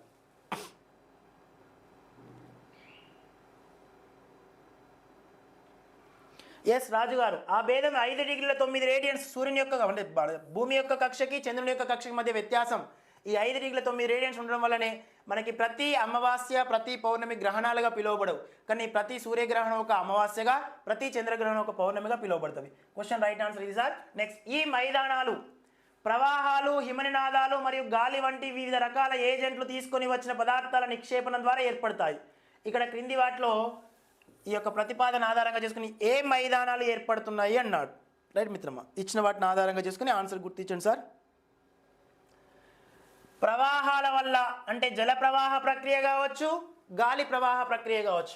నెక్స్ట్, హిమనినాదాలు మరియు గాలి వివిధ రకాల ఏజెంట్లు తీసుకొని వచ్చిన పదార్థాలు నిక్షేపణం ద్వారా ఏర్పడతాయి. అలా ఏర్పడే మైదానాలు ఏమన్నాం? నిర్మాణ మైదానాలని, నిక్షేపిత మైదానాలని, లోయస్ మైదానాలని, వికోశీకరణ మైదానాలని అన్నారు. ఇచ్చిన వాటి దృష్ట్యా వన్స్ క్వశ్చన్ రైట్ ఆన్సర్ చూస్తే మిత్రమా, ఒక ప్రాంతంలో స్థానచలనం చెంది మరొక ప్రాంతానికి స్థానచలనం అంటే గమనం జరిగి సో చెలించుకొచ్చి అక్కడక్కడ నిక్షిప్తమైనటువంటి మైదానాలు ఏవైతున్నాయో వాటి నిక్షేపిత మైదానాలే అంటాం. అంటే ఒక ప్రాంతం నుంచి మరొక ప్రాంతానికి కొట్టుకుపోయి పేరుకుపోయినటువంటి ప్రధానమైన ప్రాంతాలని నిక్షేపిత మైదానాలు అనే పేరుతో ప్రతిపాదిస్తారు. ఎస్ మిత్రమా. నెక్స్ట్, ఇక్కడ గమనించినది సార్, కొన్ని మైదానాలు ఏవైతున్నాయో అవి నదీ ప్రవాహ మార్గాల వద్ద మైదానాలు పేరుకుపోయి వస్తవి. ఆ పేరుకుపోయినటువంటి ఆ మైదాన ప్రాంతాలని కొంతవరకు మన వాళ్ళు మళ్ళీ వాటి అవసర నిమిత్తం ఉపయుక్తం చేసుకోవడం కోసం కొన్ని నిర్మాణాలను చేస్తారన్నమాట. ఆ మైదానాలను సమతలం చేయడం కానీ, ఎత్తువంపులుగా ఉన్నటువంటి మేటలు వేసిన భూభాగాన్ని కొంచెం చదును చేయడం వల్ల అభివృద్ధి చేసినటువంటివి, అంటే ప్రకృతి వైపరీత్యంగా అభివృద్ధి చెందినటువంటి మైదానాలని తిరిగి కొంతవరకు చదును చేయగా ఏర్పాటు చేసిన వాటి నిర్మాణ మైదానాలు అంటాం. నెక్స్ట్, గాలి ప్రవాహ ప్రక్రియ వల్ల కానీ లేదా నీటి ప్రవాహ ప్రక్రియ వల్ల కానీ ఒక ప్రాంతం నుంచి మరొక ప్రాంతానికి ఇసుక రేణువులు ఎక్కువ మొత్తంలో కొట్టుకొచ్చి అభివృద్ధి చెందినటువంటి మైదానాలని లోయస్ మైదానాలు అంటాం. ఇవి ఎడారి ప్రాంతంలో ఏర్పడతాయి, లోయస్ మైదానాలు. నెక్స్ట్, భూమి ఉపరితలం దృష్ట్యా కొంత ఇదంతా కూడా పీఠభూమి ప్రాంతమై ఉన్నది, పీఠభూమి ప్రాంతమై ఉన్నది ఈ ప్రాంతం అంతా. Right sir? కాకపోతే కొంత ఇసుక నేలలు దాంతో పాటుగా స్ఫటికాకారమైన లవణాలు కలిగి ఉన్నవి. అలాంటి నేలలకి ఈ ప్రాంతం వర్షపాతానికి ఎక్కువ మొత్తంలో అతివృష్టి వల్ల ఈ సముద్ర మట్టానికి 600 నుండి 900 మీటర్ల ఎత్తులో ఉన్నటువంటి ఈ పీఠభూమి ప్రాంతం కాస్త కొంత శైథిల్యం చెందుతూ కొట్టుకుపోతూ వర్షపాతానికి వరదల వల్ల ఈ యొక్క భూభాగం అంతా కొట్టుకుపోయి కొన్ని సంవత్సరాల తర్వాత చూస్తే ఇలా ఉన్న భూభాగం కోతకు గురైపోయి లాస్ట్కి ఇలా మారిపోయింది. అలా మారినటువంటి ఈ సముద్ర మట్టం నుంచి 300 మీటర్ల ఎత్తు వరకు ఉన్న ఈ భూభాగం ఏదైతుందో, 300 నుంచి 600 మీటర్ల ఎత్తు వరకు ఉన్న భూభాగం ఏదైతుందో దీన్ని మైదానము అంటాం. అంటే ఒకప్పుడు పీఠభూమిగా ఉన్న ప్రాంతం వర్షపాతాల వల్ల క్రమక్షయం చెంది చివరగా మైదానంగా మారిపోయింది, సమతలంగా మారిపోయింది. అలాంటి మైదానాలను ఏమన్నా సార్? వికోశీకరణ మైదానాలు అని పేర్కొన్నాం.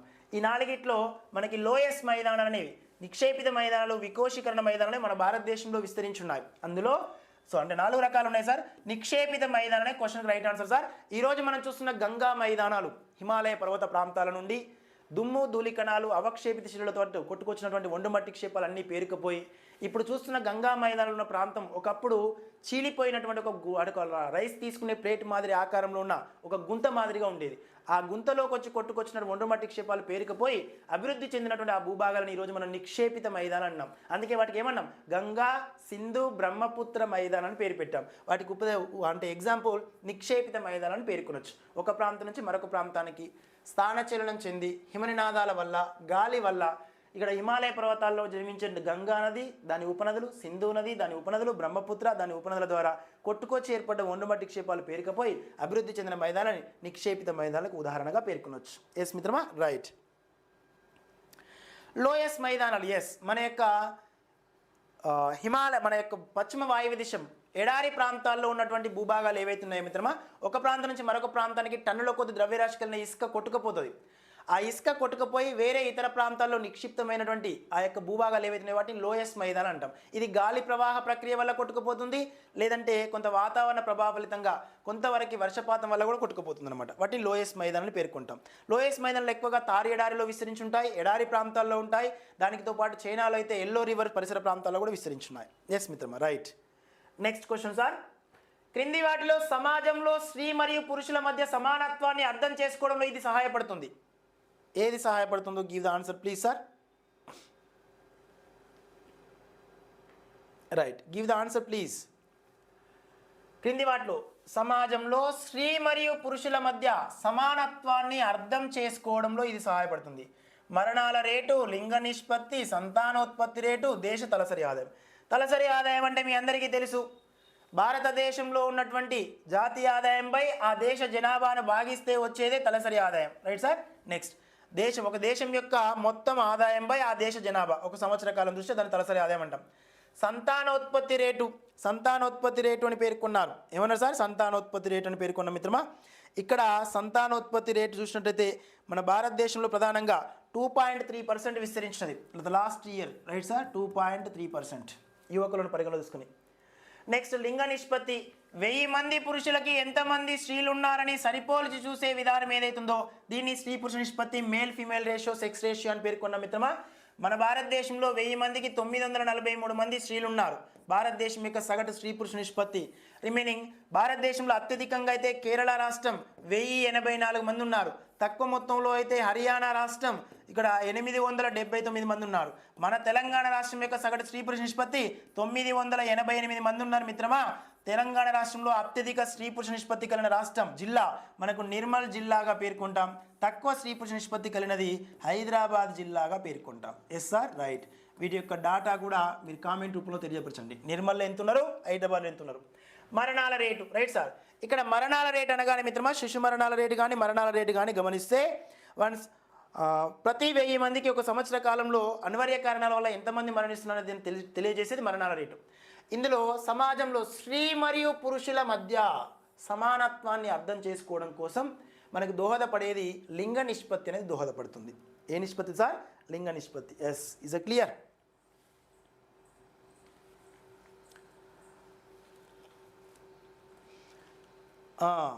ఎస్ మిత్రమా రాజు గారు, Nirmal, Nizamabad, Jagtial, Kamareddy. Right sir, right sir.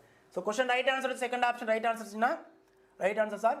Next, అదే మాదిరి చూస్తే క్రింది వాటిలో భారతదేశంలో ప్రైవేటు రంగం కింద ఉన్నటువంటి పురాతన ఇనుము మరియు ఉక్కు పరిశ్రమ ఏది? ఇనుము ఉక్కు పరిశ్రమ. క్రింది వాటిలో భారతదేశంలో అతి పురాతనమైన ఇనుము ఉక్కు పరిశ్రమ, అందులో ప్రైవేట్ రంగం కింద ఉన్నది. సో ఈ Mysore iron and steel company, దీన్నే విశ్వేశ్వరయ్య ఐరన్ అండ్ ఇనుముక్కు కర్మాగారం, Visvesvaraya iron and steel company అన్నాం. విశ్వేశ్వరయ్య ఐరన్ అండ్ ఇనుముక్కు కర్మాగారం 1923 సంవత్సరం కర్ణాటక రాష్ట్రంలో ఏర్పాటు చేశారు. బిలాయి ఇనుముక్కు కర్మాగారం రష్యా వారి సహకారంతో ఏర్పాటు చేశాం మిత్రమా. బిలాయి ఇనుముక్కు కర్మాగారాన్ని రిమైనింగ్ 1955 సంవత్సరంలో ఏర్పాటు చేశాం. 1955 ఛత్తీస్గఢ్ రాష్ట్రంలో విస్తరించుంటుంది బిలాయి. బొకారో ఇనుముక్కు కర్మాగారం అయితే జార్ఖండ్ రాష్ట్రంలో ఉంటుంది. విశాఖ స్టీల్ ప్లాంట్ వచ్చేటప్పటికి 1971లో ఏర్పాటు చేశాం. విశాఖపట్నానికి సమీప పరిసర ప్రాంతాలు. రైట్ సార్, ఇది కూడా రష్యా వారు బ్రిటన్ వారు ఇద్దరు సహకరించారు.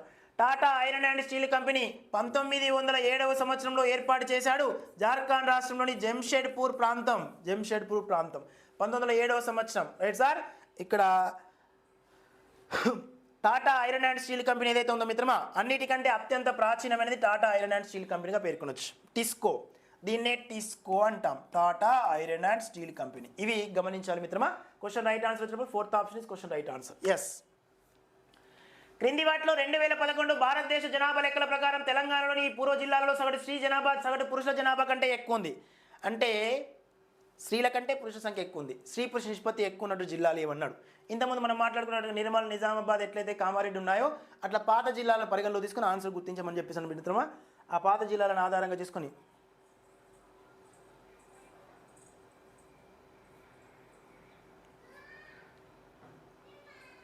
Right sir. Yes. So give the answer please sir.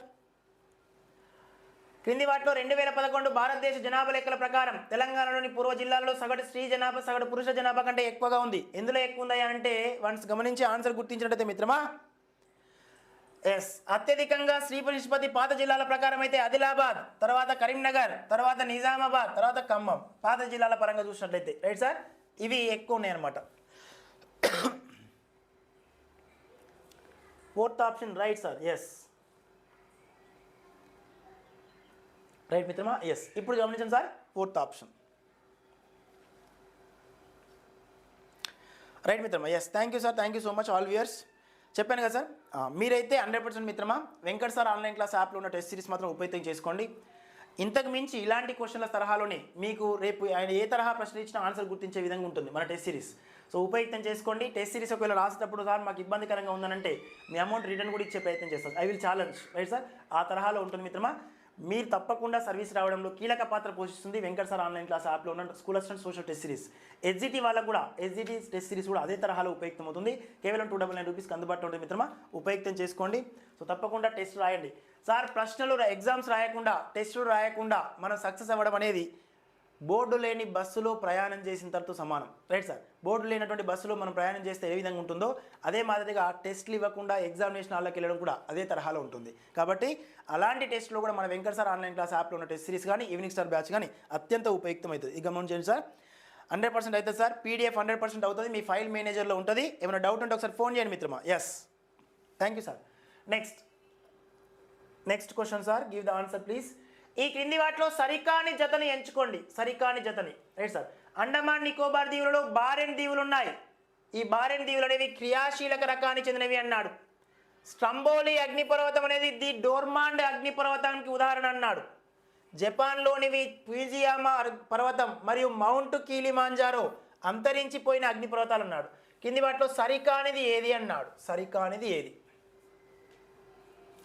ఇచ్చిన వాటిని ఆధారంగా చేసుకుని ఆన్సర్ గుర్తించే ప్రయత్నం చేయండి మిత్రమా.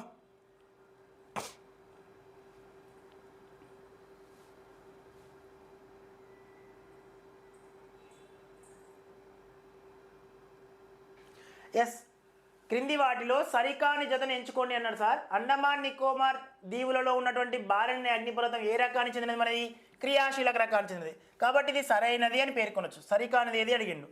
స్ట్రంబోలి అగ్నిపర్వతం అనేది ది డోర్మాంట్ అగ్నిపర్వతము అన్నాడు. ఇక్కడ ది డోర్మాంట్ అనే ప్రతిపాదనకి అర్థం తెలియాలి ఫస్ట్ ఆఫ్ ఆల్. ఎస్ మిత్రమా. నెక్స్ట్, జపాన్లోని ఫ్యూజియామా అగ్నిపర్వతం మరియు మౌంట్ కీలిమాంజారో అనే అగ్నిపర్వతాలు అంతరించిపోయిన అగ్నిపర్వతాలు అన్నాడు. అంతరించిపోయిన అంటే మిత్రమా కొంతవరకు విలుప్త రకానికి చెందినవి అని అర్థం. అంటే మళ్ళీ పేలే స్వభావం కలిగి లేనివి అని అర్థం. అలా విలుప్త రకానికి చెందిన అగ్నిపర్వతాలు fourth option is right answer right sir. ఇక నిద్రావస్థలో ఉన్న అగ్నిపర్వతాలు ఏవైతున్నాయో వాటి డోర్మాంట్ అగ్నిపర్వతాలని పేర్కొంటాం. అప్పుడప్పుడు పేలే స్వభావం కలిగినవి. కాబట్టి ఇక్కడ స్టంబోలి అనే అగ్నిపర్వతం అత్యంత క్రియాశీలకమైనది, అత్యంత యాక్టివేటెడ్ వాల్కోన్. కాబట్టి ఆయన ఏమన్నాడు సార్, కొంత డోర్మాంట్ మీన్స్ అప్పుడప్పుడు పేలే స్వభావాన్ని కలిగి ఉన్నది అన్నాడు. కాబట్టి ఇచ్చిన వాటి దృష్ట్యా ఈ థర్డ్ ఆప్షన్ అనేది మన క్వశ్చన్కి రైట్ ఆన్సర్గా పేర్కొనవచ్చు రైట్ సార్. థర్డ్ ఆప్షన్ అనేది సరికానిది అనమాట ఇక్కడ ఇచ్చిన దాని దృష్ట్యా. స్టంబోలి అగ్నిపర్వతం అనేది ఏంటి సార్, మనకి క్రియాశీలకమైన రకానికి చెందినది. కానీ ఈయన మాత్రం డోర్మాంట్ అగ్నిపర్వతము అన్నాడు, నిద్రావస్థకు చెందినది అన్నాడు. సో కాబట్టి ఇది మన యొక్క క్వశ్చన్ రైట్ ఆన్సర్ మిత్రమా, third option right sir. Next question. చక్రవర్తికి సంపూర్ణ హక్కులు ఉన్నాయనే నమ్మకానికి వ్యతిరేకంగా జాన్ లాకే ఈ పుస్తకాన్ని రాశాడు. ఏ పుస్తకాన్ని రాశాడు? చక్రవర్తికి సంపూర్ణ హక్కులు ఉన్నాయని చెప్పేసి నమ్మకాన్ని వ్యతిరేకంగా జాన్ లాకే ఈ పుస్తకాన్ని రాశాడు. On liberty, two treatise of government and excellence conversing human under. So fourth option గమనించినట్లయితే మిత్రమా ఎస్, కొంతవరకు చూస్తే రాజకీయ రచనలు అన్నాడు. ఇచ్చిన వాటి దృష్టి ఆన్సర్ గుర్తించే ప్రయత్నం చేయండి సార్. ఇచ్చిన వాటిలో to treatise of government, to treatise of government అనే ప్రతిపాదన చక్రవర్తికి సంపూర్ణ హక్కులు ఉన్నాయనే నమ్మకాన్ని కలిగిస్తుంది అనమాట. ఉన్నాయనే నమ్మకానికి వ్యతిరేకంగా జాన్ లాకే రాసినటువంటి పుస్తకమే ఇది. ఎస్ మిత్రమా రైట్. Next question sir. ఈ క్రింది వాటిలో 29 దేశాలు ప్రాతినిధ్యం వహించిన మొదటి ఆఫ్రో ఆసియన్ సమావేశం ఏది? ఆఫ్రో ఆసియన్ సమావేశం రైట్ మిత్రమా. మొదటి ఆఫ్రో ఆసియన్ సమావేశము అని పేర్కొన్నాం. సో దీన్నే ఆఫ్రో ఆసియన్ లేదా ఆసియా ఆఫ్రికన్ సమావేశం అని కూడా పేర్కొంటాం. ఇది ప్రధానంగా గమనించదు మిత్రమా. 1955 సంవత్సరం ఏప్రిల్ 14న ఏర్పాటు చేయబడ్డది. 1955 సంవత్సరం ఏప్రిల్ 14న ఏర్పాటు చేశారు. సో కంప్లీట్గా ఈ సమావేశాన్ని ఇది మనకు గమనించినట్లయితే అండమాన్ మన యొక్క ఇండోనేషియాలో ఉన్నటువంటి సుమిత్రా జావా దీవులకు సమీపాన ఉన్న ప్రధానమైన ప్రాంతం బాండుంగ్ అనేటటువంటి ఏరియాలో జరిగింది. దీన్నే బాండుంగ్ సమావేశం అని పేర్కొంటాం. రైట్ మిత్రమా. నెక్స్ట్ ఇక అలీనోద్యమం అనేది 1930వ సంవత్సరంలో నిర్వహించారు. అలీనోద్యమం 1961 సంవత్సరంలో ఏర్పాటు చేయబడింది మిత్రమా. 1961 సంవత్సరం అలీనోద్యమం జరిగింది. శాన్ ఫ్రాన్సిస్కో సమావేశం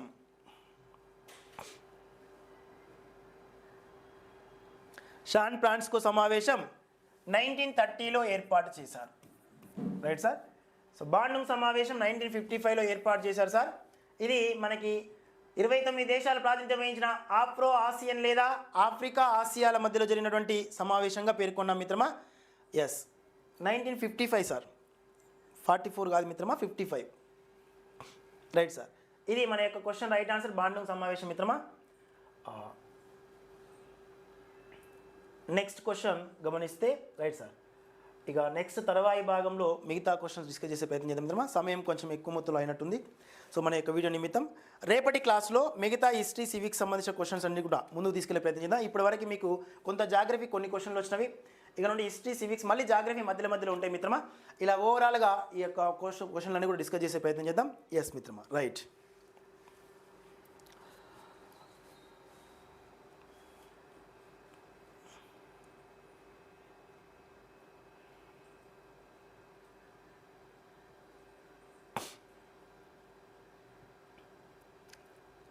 సో కొంచెం టెక్నికల్ సపోర్ట్ కోసం సార్, మీకు టెక్నికల్ సపోర్ట్ కోసమే ఇక్కడ ఆపేస్తున్నా. రేపటి క్వశ్చన్ మళ్ళీ రేపు సో మొత్తం క్వశ్చన్లు ఒకటిసారి డిస్కస్ చేసే ప్రయత్నం చేద్దాం. ఎస్ మిత్రమా, రైట్. ఆల్ వ్యూయర్స్ అందరూ కూడా ధన్యవాదాలు మిత్రమా. సో ప్లే స్టోర్కి వెళ్ళి Venkat sir online class app download చేసుకోండి. యాప్లో ఉన్న 2 కోర్సులను ఉపయోగం చేసుకోండి. ఈవినింగ్ స్టార్ బ్యాచ్ ప్లస్ అదే మన స్కూల్స్ అండ్ సోషల్ టెస్ట్ సిరీస్ని, దానికి తోడుగా ఎస్జిటి వాళ్ళకు కూడా టెస్ట్ సిరీస్ అందుబాటులో ఉంది మిత్రమా. త్వరలోనే మిగతా అన్ని రకాల అంశాలపైన మళ్ళీ డిస్కస్ చేసే ప్రయత్నం చేద్దాం. రేపటి వీడియోలో అన్ని డిస్కస్ చేద్దాం మిత్రమా. ఇక్కడ కొంచెం సమయం ఎక్కువైంది కాబట్టి మన మిత్రులే అన్నారు సార్ కొంచెం టైం ఎక్కువడం వల్ల మాకు డేటా బ్యాలెన్స్ సరిపోతలేదు అని చెప్పేసి. సో కాబట్టి యుక్తం చేసుకోండి. ఈరోజు సాయంత్రం ఈవినింగ్ 9 PM తప్పకుండా సీతోష్తి అనే టాపిక్ పైన మనకి ఈవినింగ్ స్టార్ బ్యాచ్లో కోర్స్ ఉంటుంది మా సార్. దానికి తోడుగా right sir. Yes, San Francisco meeting 1930లో జరుగుతుంది సార్. 1930లోనే జరుగుతుంది.